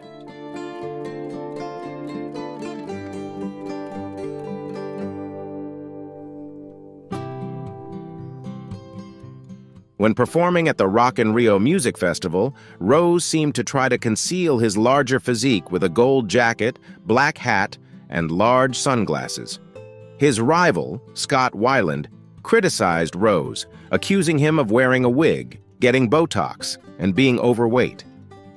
While these accusations were somewhat unfounded, it was clear that Rose no longer possessed the captivating image he once had. During a performance in Los Angeles in 2012, the signs of aging became more pronounced, with a puffy face, wrinkled skin, and a fatigued appearance while singing "Sweet Child O' Mine," reflecting the changes that time has brought. Although Rose's vocals still retain their allure and intense emotion, the youthful, energetic image that fans once adored was no longer present.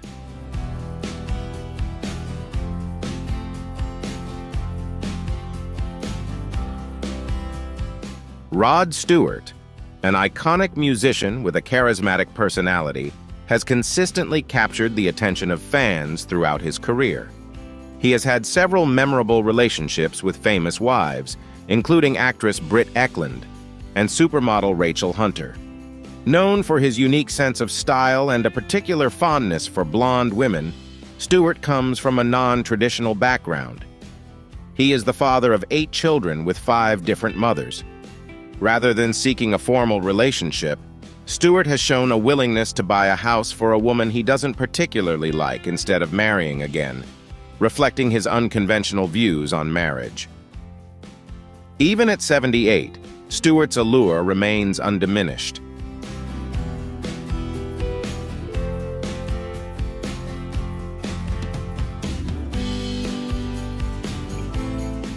However, his life hasn't always been smooth sailing. In 2003, he was diagnosed with thyroid cancer, and the surgery required him to relearn how to sing, a significant challenge that demanded daily practice. He shared that initially, performing his hit song Maggie May was a struggle, but through perseverance, he gradually regained his powerful voice. By 2017, Stewart faced prostate cancer, yet these challenges did not deter him from continuing to record and perform regularly. His determination is evident not only in his music, but also in his deep commitment to his craft. Despite experiencing numerous ups and downs, Rod Stewart remains devoted to his art, proving that passion and resilience can overcome any obstacle. One thing is certain, his career, though not always successful in the traditional sense, has left a lasting impact on the hearts of his fans.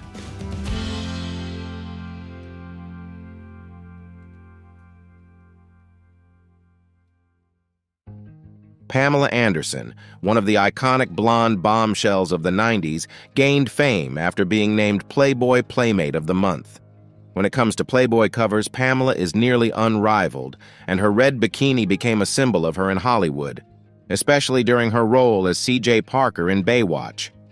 Although her career in Hollywood continues to thrive at the age of 53, signs of aging have begun to emerge. Many have started to notice that she hasn't adapted well to these changes. Recent paparazzi photos reveal wrinkles on her face, reflecting the pressures of fame and fortune.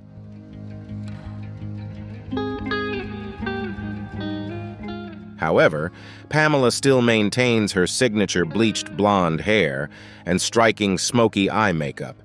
She made a memorable appearance at the 2017 Cannes Film Festival, but alongside her look, rumors about cosmetic surgery began to circulate.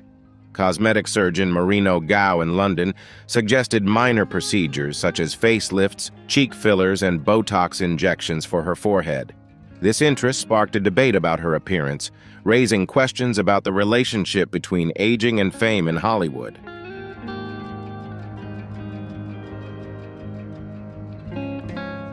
Although she may not maintain the same sizzling beauty as before, Pamela Anderson continues to walk her path with confidence, demonstrating how standards and attitudes in the entertainment industry are constantly evolving. Whether through natural aging or subtle cosmetic interventions, Anderson lives by her own philosophy.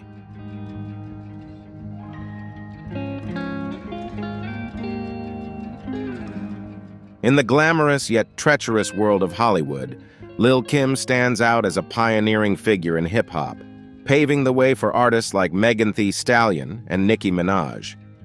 A one-year prison sentence in 2000 was just one of the obstacles she overcame despite her initial musical success. However, what has truly captured public attention in recent years is her transformation in appearance. In 1999, Lil' Kim began to change her style by sporting blonde wigs and blue contact lenses. Over the following years, she underwent multiple cosmetic surgeries.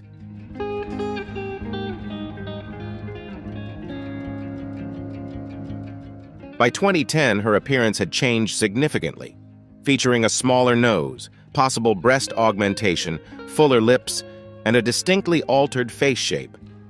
In 2016, Lil' Kim posted a series of selfies on Instagram, which she later deleted, showcasing her lighter skin and drastically changed hair, raising questions about beauty standards and their impact on self-esteem for many individuals. In those candid moments, Lil' Kim opened up about her insecurities and the influence of toxic relationships in her past.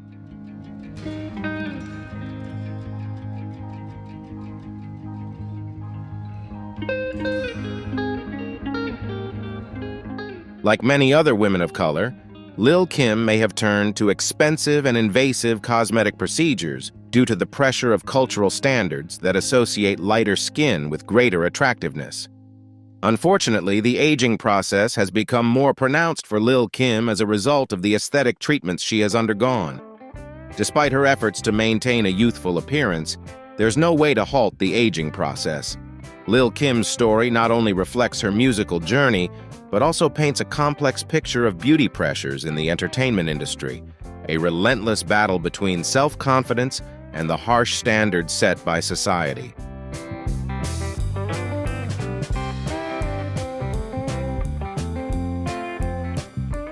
Mickey Rourke, once considered one of Hollywood's handsomest men, has undergone a significant transformation in both his career and appearance.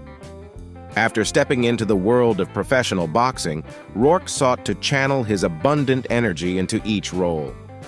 However, a dramatic shift occurred when he faced a series of serious injuries related to boxing while continuing to take on film roles. These injuries included 2 broken noses, a fractured cheekbone, and multiple injuries to his ribs and toes. To maintain his on-screen image, particularly in films like Iron Man 2, Rourke turned to surgical procedures to address these injuries. Unfortunately, his once perfect face suffered extensive damage and required significant repair.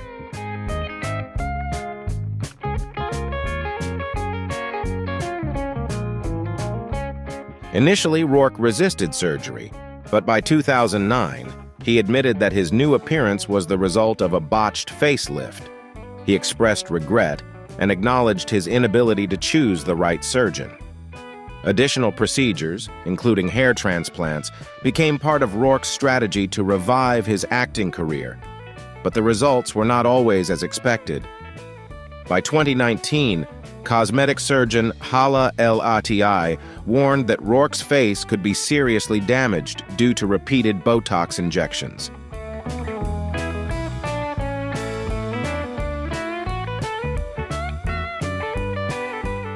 Mickey Rourke now serves as a striking example of what can happen when one tries to postpone the effects of aging. His once iconic, alluring image is now a shadow of its former self, illustrating the complexities and challenges of life as a Hollywood star. Rourke's story not only reflects the pitfalls of the entertainment industry, but also serves as a lesson in accepting the passage of time and the inevitability of change.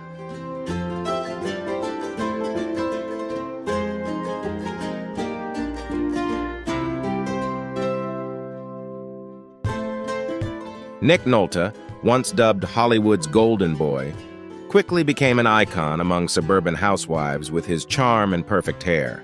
However, over time, that allure seems to have faded, and his current appearance surprises many with its significant transformation. Now, Nolte presents a rougher visage, partly due to years of battling substance abuse. Looking at his portraits, it's hard to imagine he was once a sought-after model, capturing the attention of many fans. At the height of his career, Nolte was a popular model known for his rugged looks and trendy style. However, his life was heavily impacted by struggles with drugs and legal issues, including driving under the influence. Today, with his aging appearance and rugged personality, Nolte could easily be cast in roles of hard-drinking men or complex characters. His journey from golden boy to a man shaped by poor choices reflects the harsh realities of the entertainment industry where light and shadow often coexist. Nick Nolte exemplifies the stark contrasts of fame, showcasing how quickly it can turn from adoration to struggle.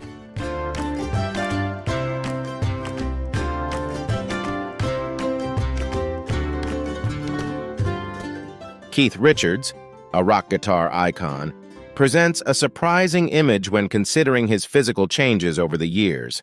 At 73, he looks like he could be in his 90s, leading many to wonder if resisting the temptations of alcohol and drugs might have reduced the signs of aging so visibly. The signs of aging on Richards' face reflect a long history of substance use, particularly during the 1960s and 1970s, when he faced multiple arrests and significant health issues. The gauntness of his features is not only a sign of age, but also a testament to past choices.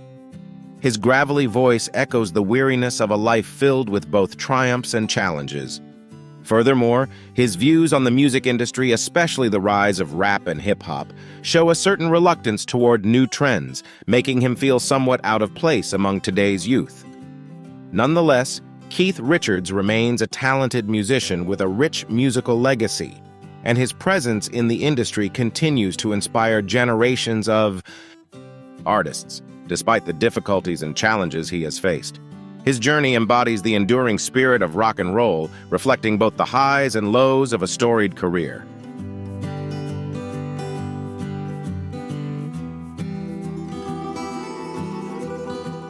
Goldie Hawn, once celebrated as a sweet and cheerful blonde, is now gradually accepting the realities of aging. Her journey to maintain a youthful appearance focuses on simplicity and self-care. Her meticulous morning and evening routines include gentle cleansing, massage, and moisturizing. She follows her mother's advice by using coconut oil and natural exfoliants to keep her skin youthful. However, despite her commitment to natural skin care, there are rumors that Goldie may have undergone some cosmetic procedures, such as facelifts or fillers. Signs of aging are still evident on her face, even with her strict anti-aging regimen. Her bright smile and natural skin care remain central to her beauty routine, but the challenges of aging seem to be an unavoidable part of her journey. Although she hasn't had many standout roles in recent years, Goldie Hawn remains a vibrant testament to self-care and resilience in the face of the passage of time.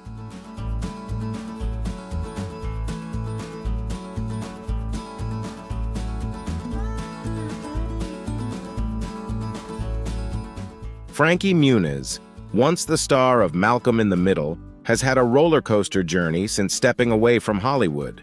With his bright smile and captivating blue eyes, he made a strong impression on audiences and received numerous accolades, including an Emmy during his child star years.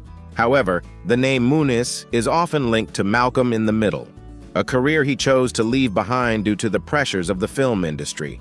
Muniz redirected his life by pursuing motorcycle racing and becoming a drummer. Over time, his appearance has changed significantly. Although he hasn't focused on maintaining a youthful look, he has experimented with various hairstyles, some of which have strayed from his original image.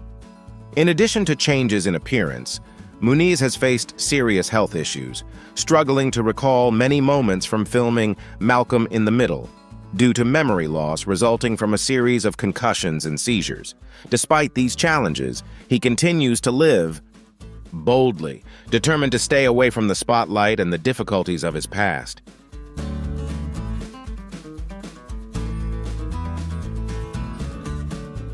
Johnny Depp is a Hollywood icon who rose to fame in the 1980s, 1990s, and 2000s. He began his acting career in the TV series 21 Jump Street and quickly became a youth idol due to his handsome and captivating looks. Since then, he has transformed into a versatile actor, earning respect for memorable roles in films like Chocolate, Sleepy Hollow, and Secret Window, showcasing his diversity in each performance. However, over time, the changes in Depp's appearance have become more apparent. His former heartthrob image has somewhat faded due to rumors of drug use and his tumultuous relationship with ex-wife Amber Heard. The difficulties in Depp's personal life have been reflected in his changing looks, including yellowing teeth and fluctuations in weight. Signs of aging and stress have left audiences feeling melancholic when reminiscing about his earlier, more dashing persona. Despite the challenges of aging, Johnny Depp remains a captivating figure in the film industry and a dynamic artist. He continues to make an impact in entertainment, proving that his talent and charm cannot be overshadowed by time. Depp still attracts attention with new projects and maintains his allure, demonstrating remarkable resilience in a tumultuous world.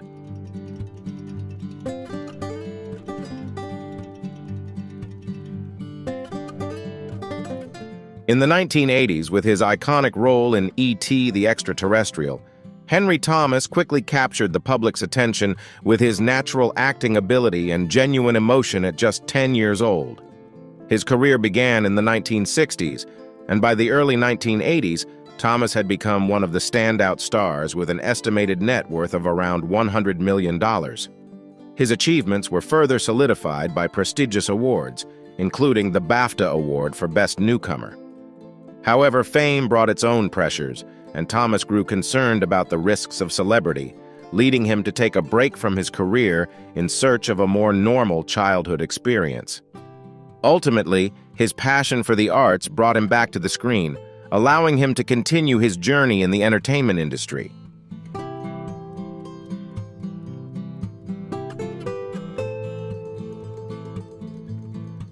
In the years that followed, Henry Thomas enjoyed a diverse and impressive acting career with roles in films like Dear John, Gangs of New York, Stargirl, and Dr. Sleep. At 50, Thomas no longer embodies the innocence of the child from E.T., but his facial expressions and body language reflect a sense of maturity. This transformation has not diminished his appeal. Rather, it has added depth to each of his performances. Henry Thomas's journey is a testament to the power of passion and perseverance, inspiring countless generations of young artists. He is not only a legendary star, but also a symbol for those who continue to pursue their dreams despite facing challenges. Thank you for watching today's video about the celebrities we've explored. Who do you think has changed the most over time? We'd love to hear your thoughts, so please share them in the comments below. Don't forget to like this video for a chance at good luck. And if you haven't subscribed yet, hit that subscribe button so you don't miss any future videos. We'll see you in the next video, where we'll continue to uncover more fascinating and intriguing stories from the world of celebrities.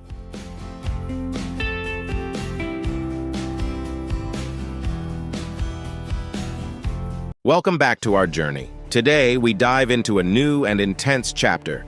Federal agents, heavily armed, are storming a mysterious house on Mapleton Street, closely tied to the controversial rap legend Mogul Shaw Diddy Cole. Once a symbol of success, this house stands shrouded in mystery over 15 years after Diddy abruptly left it. The reason for his departure remains unknown. Was it fear of scandal? Or are there darker secrets waiting to be uncovered? Leave comment #1 and join us as we explore every corner of this house and uncover the hidden truths inside. Prepare for surprises. What you're about to see may change everything.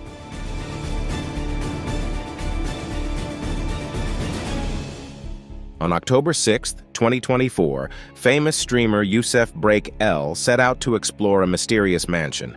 But his journey was abruptly interrupted at the very start by an unexpected police presence. The magnificent estate, located in the heart of Atlanta, Georgia, is worth up to $2 million and boasts 8 bedrooms, 16 bathrooms, a home theater, private gym, library, 5 fireplaces, and multiple saunas. Truly a paradise. But what's stranger is why the star abandoned this house 15 years ago after purchasing it for $2.6 million. Over the next 4 years, the mansion underwent extensive renovations before it was resold for only $1.3 million, half the original purchase price. Many speculate that Diddy may have faced financial difficulties, while others suggest he was haunted by the ghost of his late friend Biggie Smalls, also known as the Notorious Big.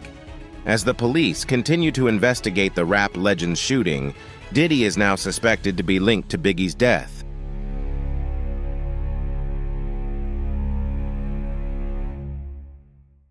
Although these accusations are mere rumors, it's undeniable that Diddy has faced heavy criticism, which cannot be overlooked. Stars in the music industry often know secrets they dare not make public. Biggie Smalls, the first artist to sign with Diddy's Bad Boy Records in 1993, quickly rose to fame, appearing in numerous hits. However, Biggie didn't earn as much as he had hoped, largely because Diddy held half of his publishing rights and refused to relinquish them, making Biggie feel unfairly treated.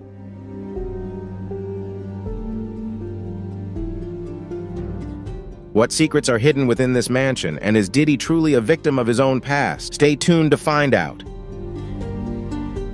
Biggie Smalls was reportedly beginning to plan his departure from Bad Boy Records, where his contract stipulated that Diddy would retain half of his publishing rights. Other artists at the label also felt this was highly unfair. Biggie's lawyer pushed hard to gain control of his publishing rights, but Diddy adamantly resisted. According to Diddy, "I will never give up until I'm dead and my bones are ground to dust."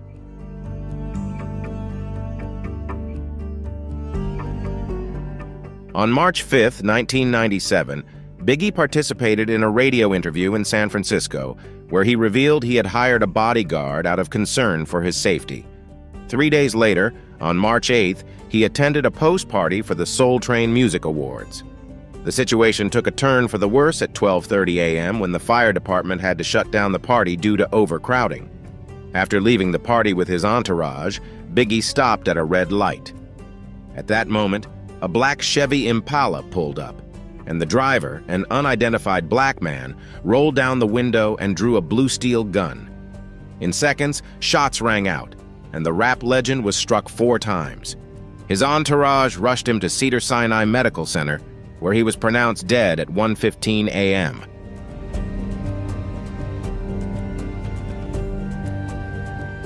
More than 20 years have passed since Biggie's murder, yet no arrests have been made in his death. However, some figures in the music industry have claimed that Diddy was, in fact, complicit in the murder, leaving many questions unanswered.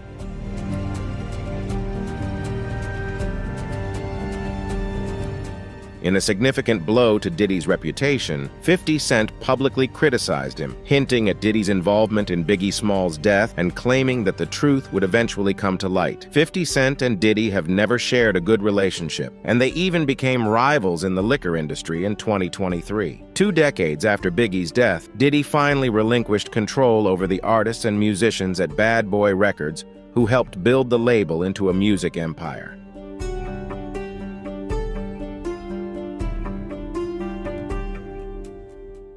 However, following a series of scandals that led to the arrest of several producers, 50 Cent took to social media not only to criticize Diddy, but also to claim that all the allegations against him are true. Going further, 50 Cent revealed that he is producing a documentary series titled Disturbed Life about Diddy, and Netflix has signed on for the project.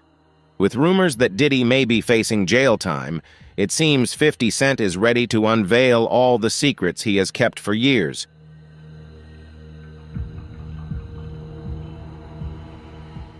It's not just 50 Cent. Eminem also spoke up in the remix of the song Fuel, openly criticizing Diddy and linking him to the shocking murders of Biggie and Tupac, along with a series of sexual assault allegations that have haunted him for years. These dark truths seem to be hidden, but perhaps the day they are exposed is not far off.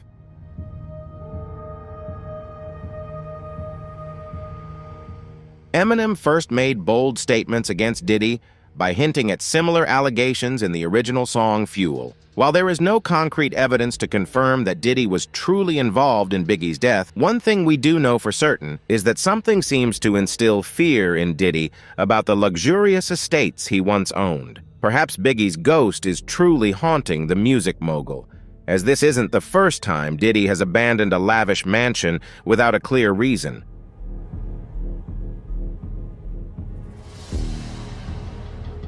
One of the most prominent mansions Diddy left behind is a grand estate in Hollywood Hills.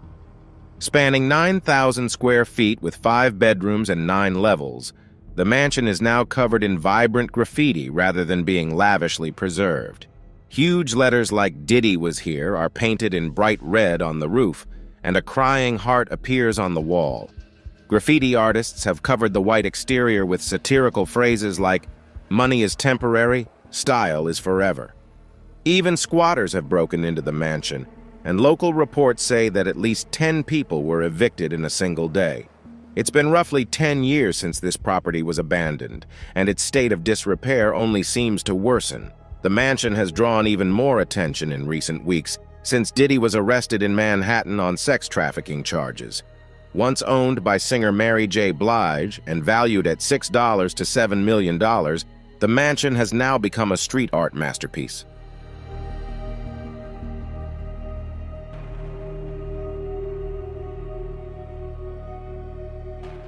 Diddy's abandoned mansions are not only symbols of luxury, but also the source of mysterious tales about extravagant parties. These events lasted for hours, even days, and were described as far exceeding ordinary gatherings. According to a lawsuit filed by former employee Lil Rod Jones, Diddy frequently hosted parties with large numbers of both men and women, engaging in controversial behavior. Notably, he was accused of using stimulants at these parties to heighten excitement.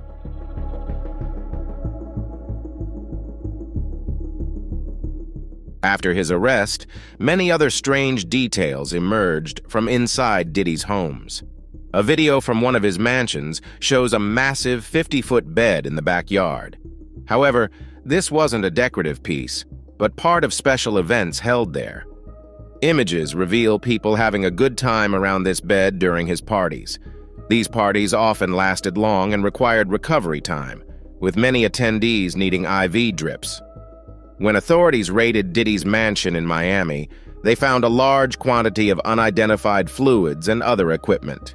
In Los Angeles, while Diddy's sons, Justin and Christian Combs, were home, Homeland Security agents conducted a similar raid.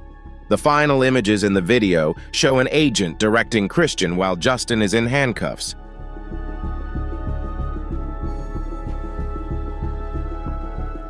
These events have sparked a wave of public outrage, as Diddy's life is now viewed in an entirely new light, with shocking details continually emerging. The boy's mother, following the raid, quickly took to social media to express her disappointment, condemning what she called the authorities' misconduct toward her sons. The family has remained silent since Diddy's arrest, refraining from showing support and distancing themselves from the ongoing social media controversy and the trials he now faces. Diddy's mother, Janice Combs, also defended her son through a statement from her lawyer, saying it is difficult to witness what she described as a public execution before he has the chance to prove his innocence. In her statement, she also referenced an incident caught on security camera in which Diddy allegedly assaulted his former girlfriend, singer Cassie, in a hotel lobby in Los Angeles in 2016.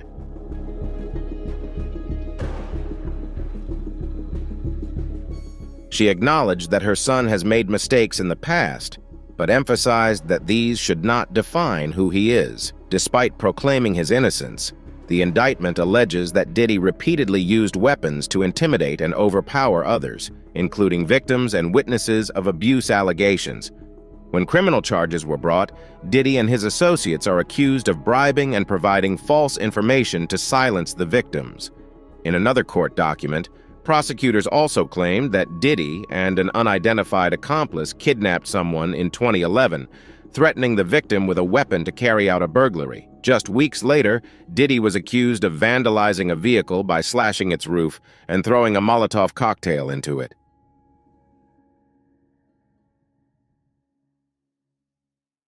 These allegations are just part of a series of alleged crimes spanning back to 1999.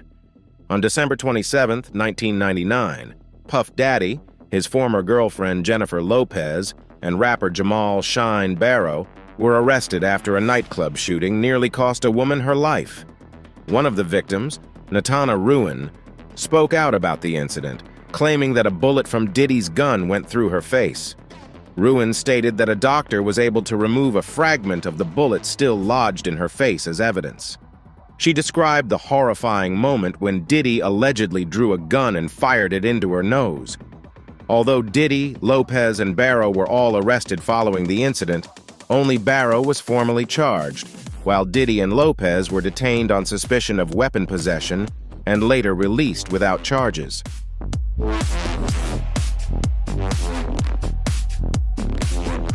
However, just as things seemed to settle down, the allegations against Diddy grew more complex and serious. Diddy denied all accusations in court, and his lawyer emphasized that he did not possess any weapons in his home. Diddy provided no specific explanation for the baby oil bottles found in his mansion, but his lawyer suggested that he may have purchased them in bulk from Costco.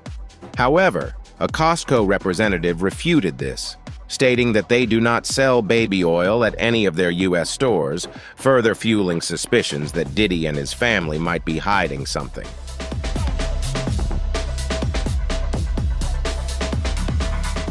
After the raid on Diddy's Los Angeles mansion, his sons returned to the house to collect some personal items. Some sources suggest they may have taken boxes of important documents that officials overlooked during the investigation. This raises questions about whether the family is concealing critical information related to these cases.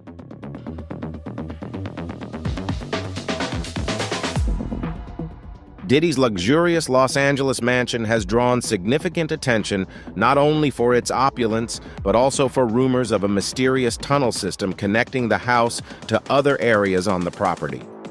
While there is no concrete evidence of these tunnels, media reports have revealed a unique feature of the estate. a swimming pool with an underwater tunnel leading to a hidden grotto within the grounds, further fueling curiosity about what truly goes on at the music mogul's residence.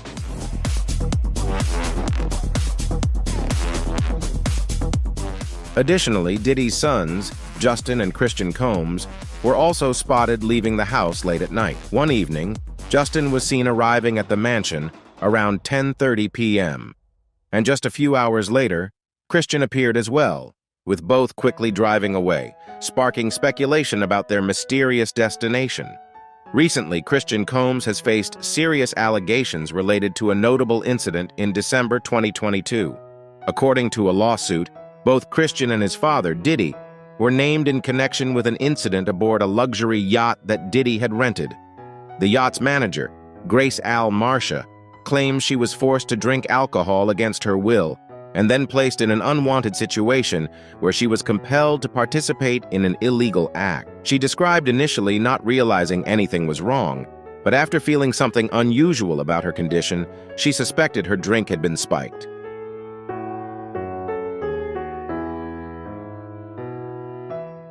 Grace said she tried to escape the situation with the help of a colleague who noticed her unusual absence and attempted to rescue her. However, what upset her most was that when she reported the incident to the captain, she received no satisfactory response.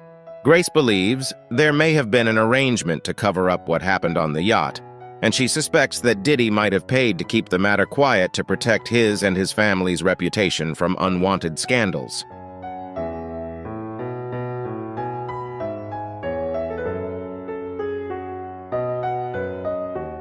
A woman involved in the case stated that Brendan Paul, an individual with criminal connections, told her he had witnessed Diddy engaging in inappropriate behavior with multiple women while working on the yacht.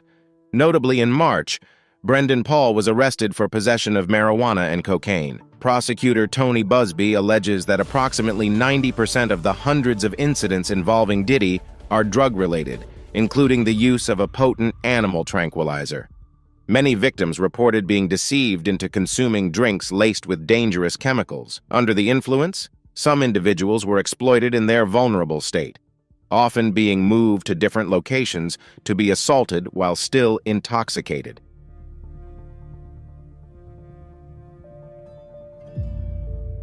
Victims reported that if they refused to participate in these drinks, they would be asked to leave the party, creating a high-pressure environment. Other drugs associated with Diddy include marijuana, ecstasy, ketamine, cocaine, and GHB. After hours of abuse, many victims experienced severe side effects such as limb numbness, excessive sweating, vomiting, anxiety, and uncontrollable behavior. Most of these women were only able to recall these traumatic details after receiving medical assistance. Their accounts reflect the pain and trauma they endured, highlighting the serious allegations surrounding Diddy's behavior and that of his associates.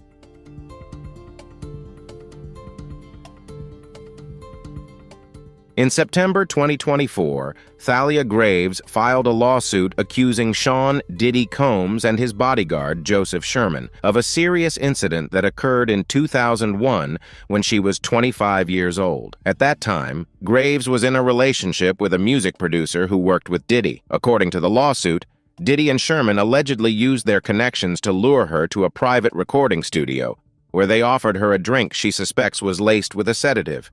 Graves claims that after consuming the drink, she lost consciousness and, upon waking, found herself unable to move. She alleges that Diddy and Sherman engaged in inappropriate conduct while she was incapacitated.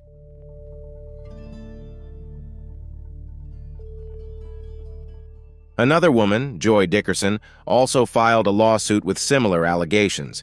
Joy claims that Diddy engaged in inappropriate behavior and distributed a video related to the incident. At the time, Joy was a college student and had agreed to go on a date with Diddy and appear in one of his music videos. She says that after dinner, Diddy pressured her to perform at an event. It was at this point that Joy realized she could no longer control her body and was unable to leave the car. In that vulnerable state, she endured distressing situations no one should have to face. These allegations are not only shocking, but also highlight a disturbing aspect of these women's experiences: leaving lasting psychological and emotional impacts.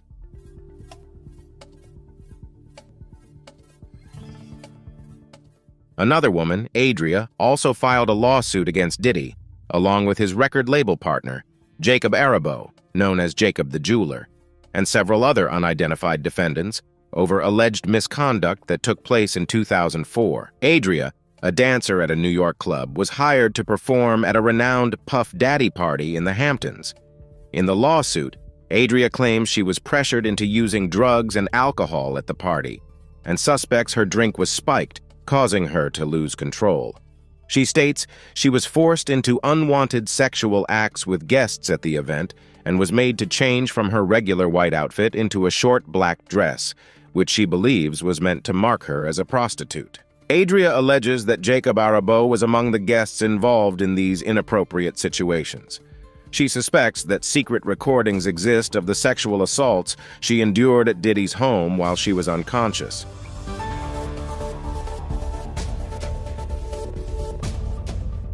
The lawsuit also details another shocking incident involving a 9-year-old boy who auditioned for Bad Boy Records in New York. According to prosecutors, the boy said he was sexually abused at the studio, not only by Diddy but also by his colleagues. Diddy allegedly promised to help the boy get acting roles and possibly even a recording contract. The story highlights the need to protect vulnerable people in the entertainment industry, especially young victims. These allegations are not just individual allegations, but also reflect larger issues of power and abuse in the arts.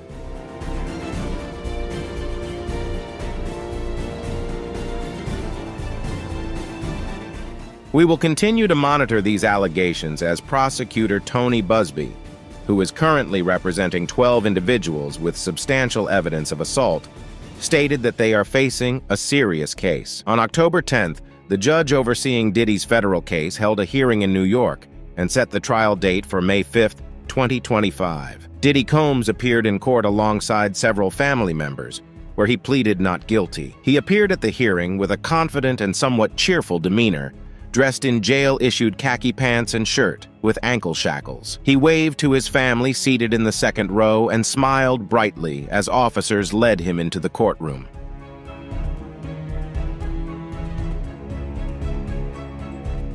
According to a lawyer, Diddy's homes in Miami and Los Angeles, as well as an unidentified private airport in Florida, were raided shortly after his arrest.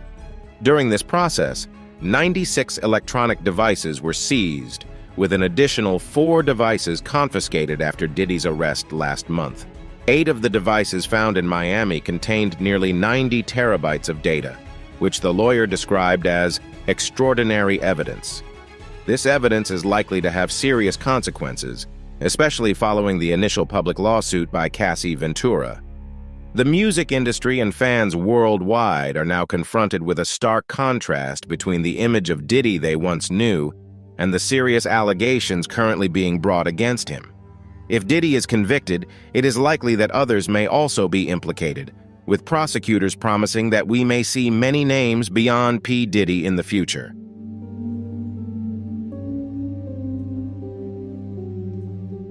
This event marks the beginning of a larger investigation, suggesting that more names will surface in the upcoming developments. Don't forget to like this video and subscribe to the channel so you won't miss any exciting content. We'd love to hear your thoughts in the comments. Who do you think will be the next name to emerge in Diddy's complex case? The truth always finds a way to come to light, and the journey to justice is sure to hold many surprises. Thanks for watching, and we'll see you in the next video.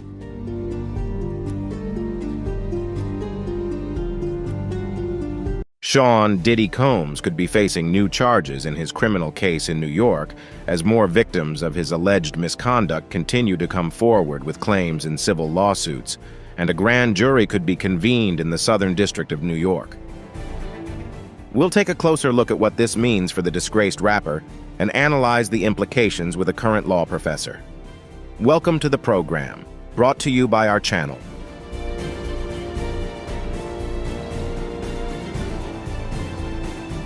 The dramatic news surrounding the legal saga of Sean Diddy Combs continues to unfold as he finds himself embroiled in one scandal after another in various courts.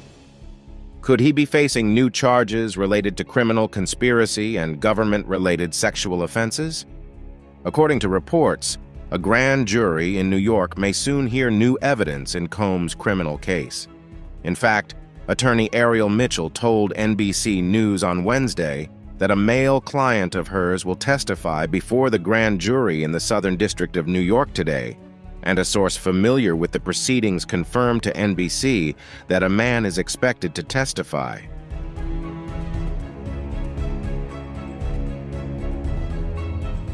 Grand jury proceedings, of course, are private. We often never know exactly what happens behind those closed doors. But if a superseding indictment is filed, it could mean new or upgraded charges, or a combination of both. This is a significant development. To recap, here's what the original indictment filed in September outlined. The defendant engaged in a pattern of persistent and widespread abuse toward women and other individuals. This abuse included verbal, emotional, physical, and sexual mistreatment. As part of this abusive pattern, Combs manipulated women into participating in carefully orchestrated sexual performances with male sex workers. At times, Combs and others acting at his direction arranged for women and sex workers to be brought to Combs' residence.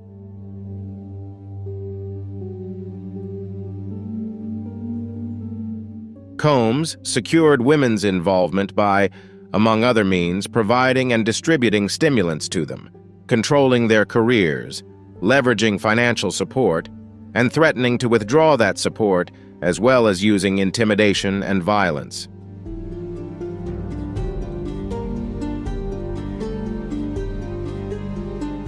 The criminal conspiracy charge stems from the notion that this was a criminal enterprise led or directed by Sean Combs, with a complete structure in place to support his alleged criminal activities.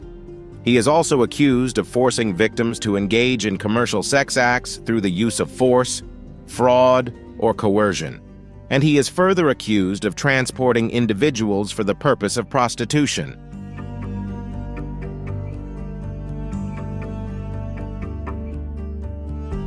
More notably, prosecutors state that Combs used his money, power, and influence to orchestrate freak-offs, essentially group sex parties, which involved hiring male sex workers, providing drugs, recording these sexual acts, and again using force, fraud, and coercion to achieve his desires. By the way, I'm talking about the law, right? Yes, indeed, law and crime. I'm discussing legal rulings and judicial decisions, but right now, I have a particular piece of information that has led to a significant shift.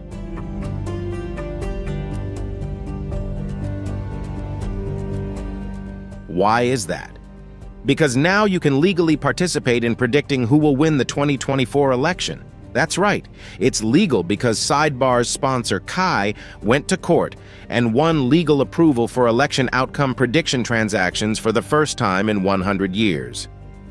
So, not only can you predict who will win the 2024 presidential election, but with Key, you can also predict which party will control the House and Senate, as well as the outcomes in key states. This is very timely for what's coming up next week, right? And it's not just politics. You can also predict other future events, like whether Taylor Swift will win Artist of the Year on Spotify, or what the Rotten Tomatoes score for upcoming movies like Gladiator 2 will be. Personally, I think that movie will score over 85% and be a huge success. But there are plenty of other surprising options for you to explore and predict.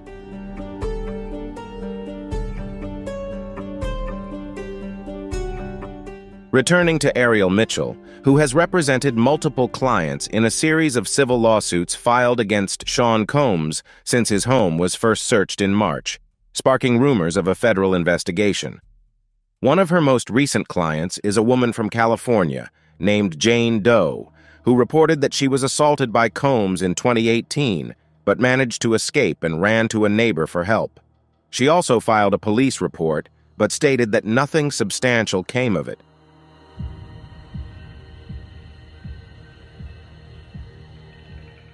Anjanette Levy, host of LA Crime's Crime Fix, interviewed Ariel Mitchell a few weeks ago to learn more about her client, the allegations she has made, and any evidence that might corroborate her testimony. According to Mitchell, this woman, Jane Doe, mentioned another woman named Christina Coram. If you've been following the Sean Combs story, you'll recognize this name, as she has been alleged in at least one lawsuit to be Combs' right-hand person, ensuring he had everything he wanted, including sex workers. She has been compared to Ghislaine Maxwell, the infamous associate of Jeffrey Epstein.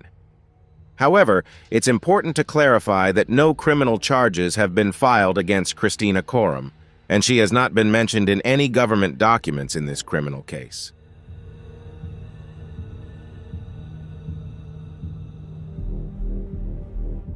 Here's what Ariel Mitchell said about her client's connection to Christina Coram in the interview with Anjanette Levy. She also identified Christina Coram, whom Mr. Combs referred to as KK, and mentioned in some interviews. When he accepted the BET award, he thanked Cassie for supporting him during difficult times, but he also started by mentioning KK. She said she didn't initially know who this woman was, but after seeing photos circulating online, she recognized her as the person who was there that night.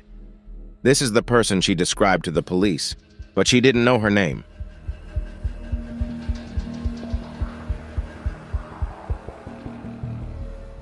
She said that the woman named Christina Coram began joking about sex trafficking, saying that my client would be very valuable on the market. This made her uncomfortable. After having a drink, she started feeling dizzy, and then Mr. Combs sexually assaulted her with an object and directed another man to continue assaulting her, while Mr. Combs stood in the corner, gratifying himself.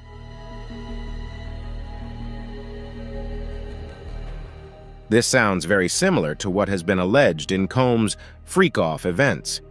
Ariel Mitchell stated that she has spoken with several others who have similar stories, but she has not taken them on as clients due to the necessary vetting process. She needs credible evidence such as witnesses, photos, or other forms of proof to ensure there is a legitimate basis for filing a complaint.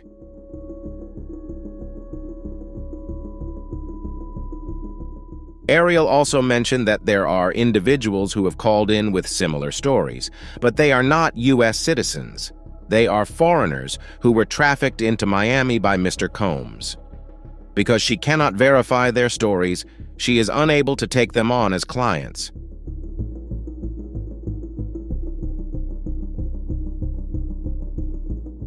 One of her male clients is expected to testify before the grand jury.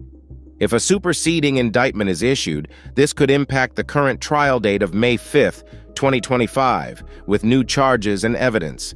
This process may take time, involving the search for witnesses and experts to prepare for the case. It's possible that if there is a superseding indictment, the trial date could be postponed.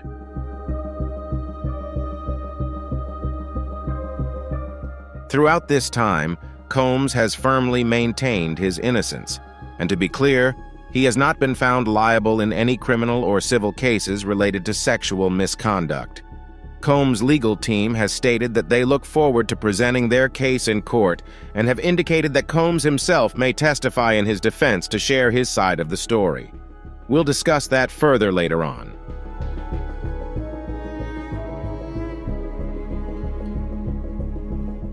The government always has the right to issue a superseding indictment to add charges or upgrade existing charges. Of course, we won't know until the grand jury report or any indictment is released who testified and what their testimony entailed. But is that a possibility? It's always a possibility. Could we know who testified? I think it depends. If the grand jury report or indictment names the complainant or alleged victim, often referred to as the victim, then we might find out. If they were a minor at the time of the incident, they are usually referenced by initials or an alias.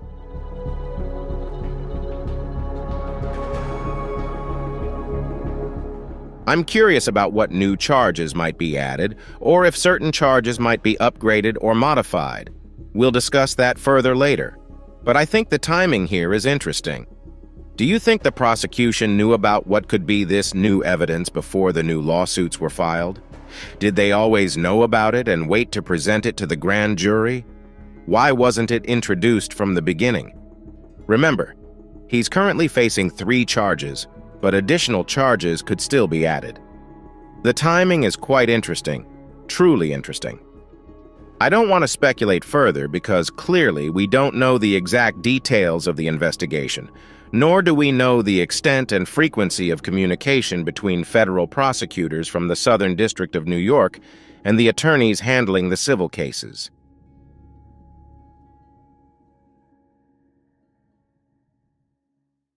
However, I don't think it's unusual for a criminal investigation to be informed by information from civil lawsuits. Discoveries made in civil cases can help guide a criminal investigation or influence the prosecution's decisions on how to proceed or whether to pursue charges. It's possible that the civil investigation began first and was then referred to federal prosecutors or aided them in making decisions, or vice versa. A complainant or plaintiff in a civil case may not have been ready to cooperate with the prosecution or testify before the grand jury, and might have felt more comfortable pursuing a civil remedy first.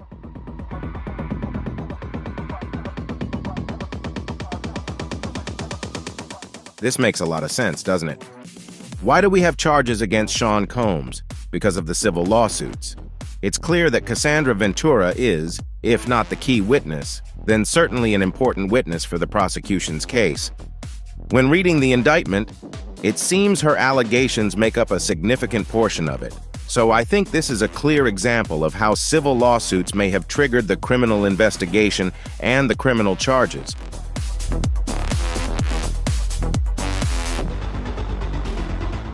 You can call me skeptical, I don't know what you'd call me, but I wonder, tell me if I'm completely off base here. Is there something else going on right now? The idea that Sean Combs is actively fighting for bail, trying to secure his release, and pushing back against pre-trial detention. I've done other sidebar episodes on this before, Professor, and I honestly think he's made some pretty compelling arguments to show he deserves release. He's proposed an attractive bail package and countered many of the prosecution's points. He's even referenced Mike Jeffries, the former CEO of Abercrombie & Fitch, who was also charged with trafficking in New York and was granted bail. I won't go through all the arguments again, but I wonder if there's any motivation for the prosecutors to fast-track a superseding indictment to ensure he isn't released pre-trial. What do you think?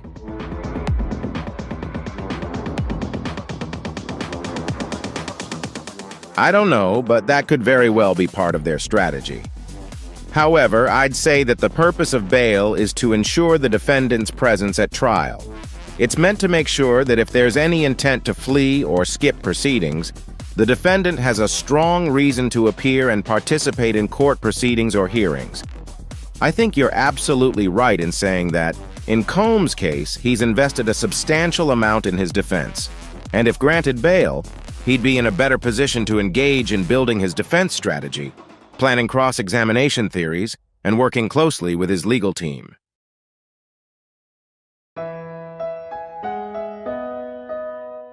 These bail requests have been taken to the Second Circuit Federal Court of Appeals and were denied. To be clear, I'm not sure if the Second Circuit has outright denied them. I think they put it on hold because he wants to argue before a new judge, Judge Subramanian, who is now overseeing this case. So it's possible it could come back. The court has put the appeal on hold pending the new judge's decision, but he has been denied twice.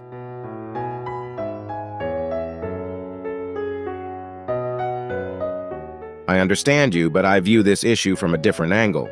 The prosecutors have emphasized that he has contacted witnesses and consider him a threat if he's out on bail.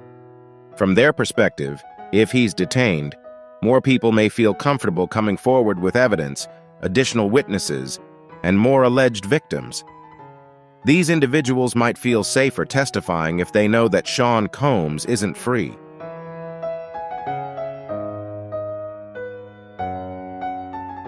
That makes me wonder if they're essentially saying, we need to keep him detained because if he's in custody, we can gather more evidence for our case. I'm not sure if this is a reasonable concern, but it's something I'm considering. I appreciate how you framed it from another perspective, that the prosecutors might be opposing the bail request on behalf of potential victims and witnesses, arguing that his release could impact their willingness to participate and testify before the grand jury, engage in prep sessions, and appear before the jury when the case goes to trial.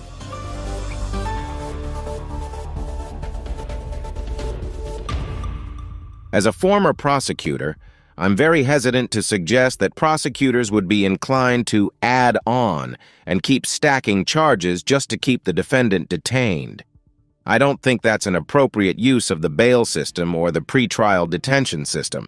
However, I do agree that if there is intimidation, retaliation, or any form of interference with witnesses, the prosecutors would certainly use that as a basis to oppose a bail request.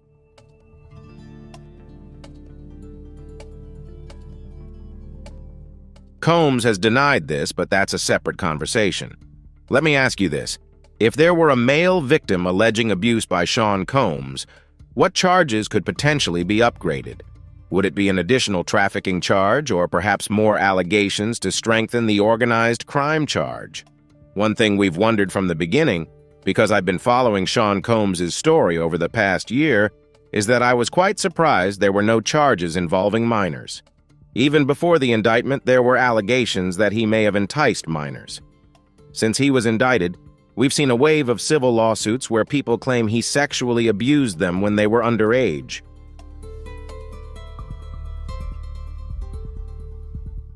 I don't know if this witness falls into that category, but I'm curious. If there's at least one other accuser coming forward to testify, what potential charges might we see in a superseding indictment?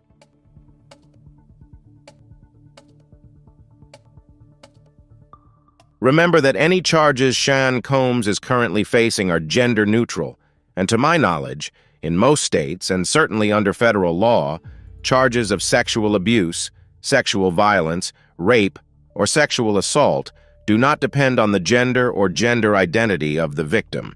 So if this male witness experienced the same type of forcible sexual activity alleged by other witnesses in this case, the same charges would apply in an indictment and would include a male victim. This is gender neutral, and it's very possible that if this is part of a criminal enterprise, additional charges could be added to the racketeering count.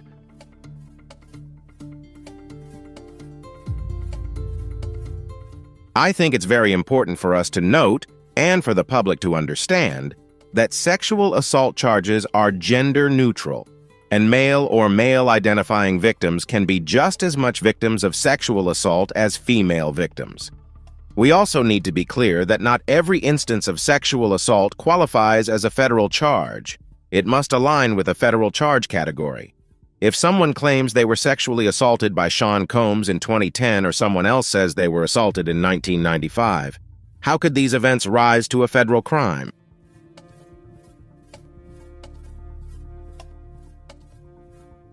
From what I understand of the indictment materials, it's actually the federal commerce aspect of these activities that establish the basis for federal charges. Whenever activity crosses state lines, it impacts what we call federal commerce, which then grants jurisdiction to federal courts and prosecutors to bring criminal charges. So, if there's a witness or a paid sex worker traveling from New Jersey to New York, from Virginia to New York, or from one state to another within the U.S., this would be considered interstate commerce and would create federal jurisdiction, unless the charges shift to involve the solicitation of minors or similar allegations.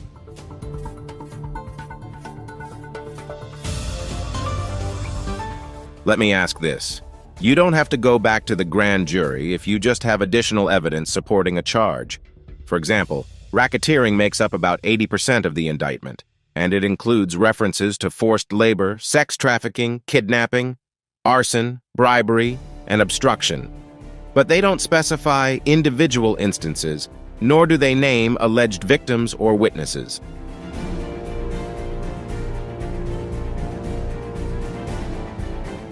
If you have additional evidence, you don't necessarily have to go back to the grand jury to include it. It doesn't have to be a new charge, just additional evidence for an existing charge. They could simply call it an amended indictment with supplemental information, correct?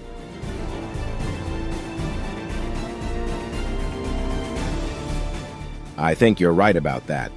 Remember, The grand jury proceeding is essentially a preliminary hearing to decide whether there's enough evidence to bring the case to trial, and the entirety of the prosecution's discovery may not be presented, and certainly doesn't have to be presented, to the grand jury.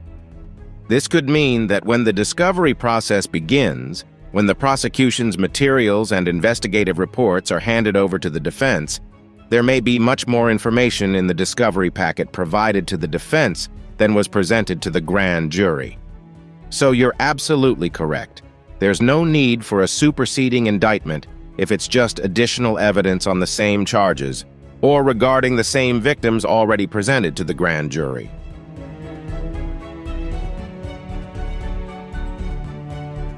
Do you think it's possible that the prosecutors had the ability to charge Sean Combs with more counts back in September but chose not to? Perhaps wanting to wait for a superseding indictment? And why might they do that?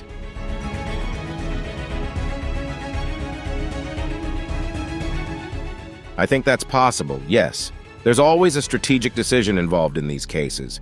Would it make sense to do everything at once and present all the witnesses together, along with pursuing all charges at the same time?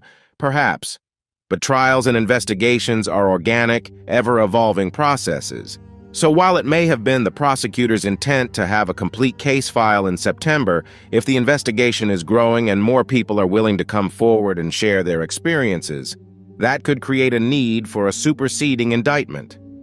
If the grand jury comes back, reviews this new evidence, and finds there is probable cause, enough evidence to move forward with charges, when would we find out?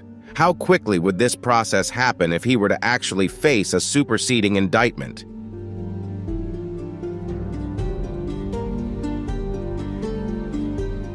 I have to respond in classic law professor style. It depends, it depends. This all hinges on how quickly the grand jury receives the evidence, how long they deliberate, and when they decide to issue an indictment. It also depends on the prosecutor's decision on when to make this information public. Could this happen very quickly, within a few days, or even next week? Absolutely possible. Could it take several months? That's also possible. So, we really don't have a specific timeline.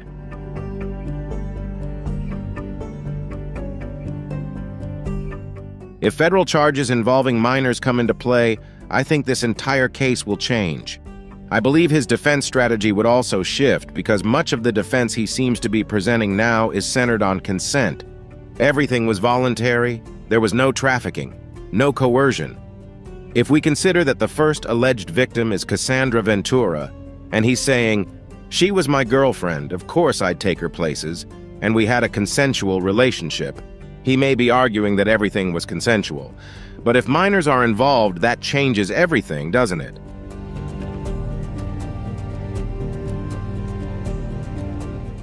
Exactly, this would change things significantly.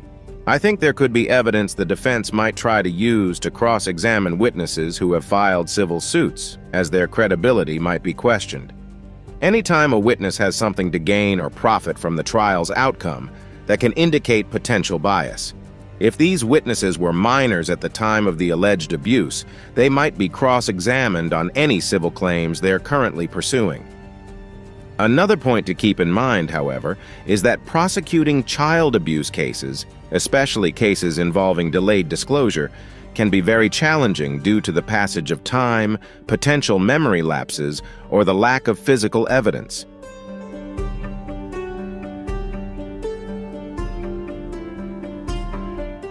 The media attention surrounding this prosecution could impact victims' decisions on whether to come forward. This shifts the defense strategy, but it also makes it more challenging for the prosecution to proceed with the case when victims may have been minors at the time of the alleged abuse. This is a very important point, and as we've discussed before, if these minors were drugged, it could affect their ability to recall events accurately.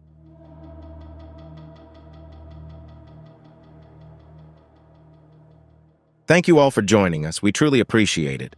We look forward to having you back as this case progresses. Thank you so much and have a wonderful day.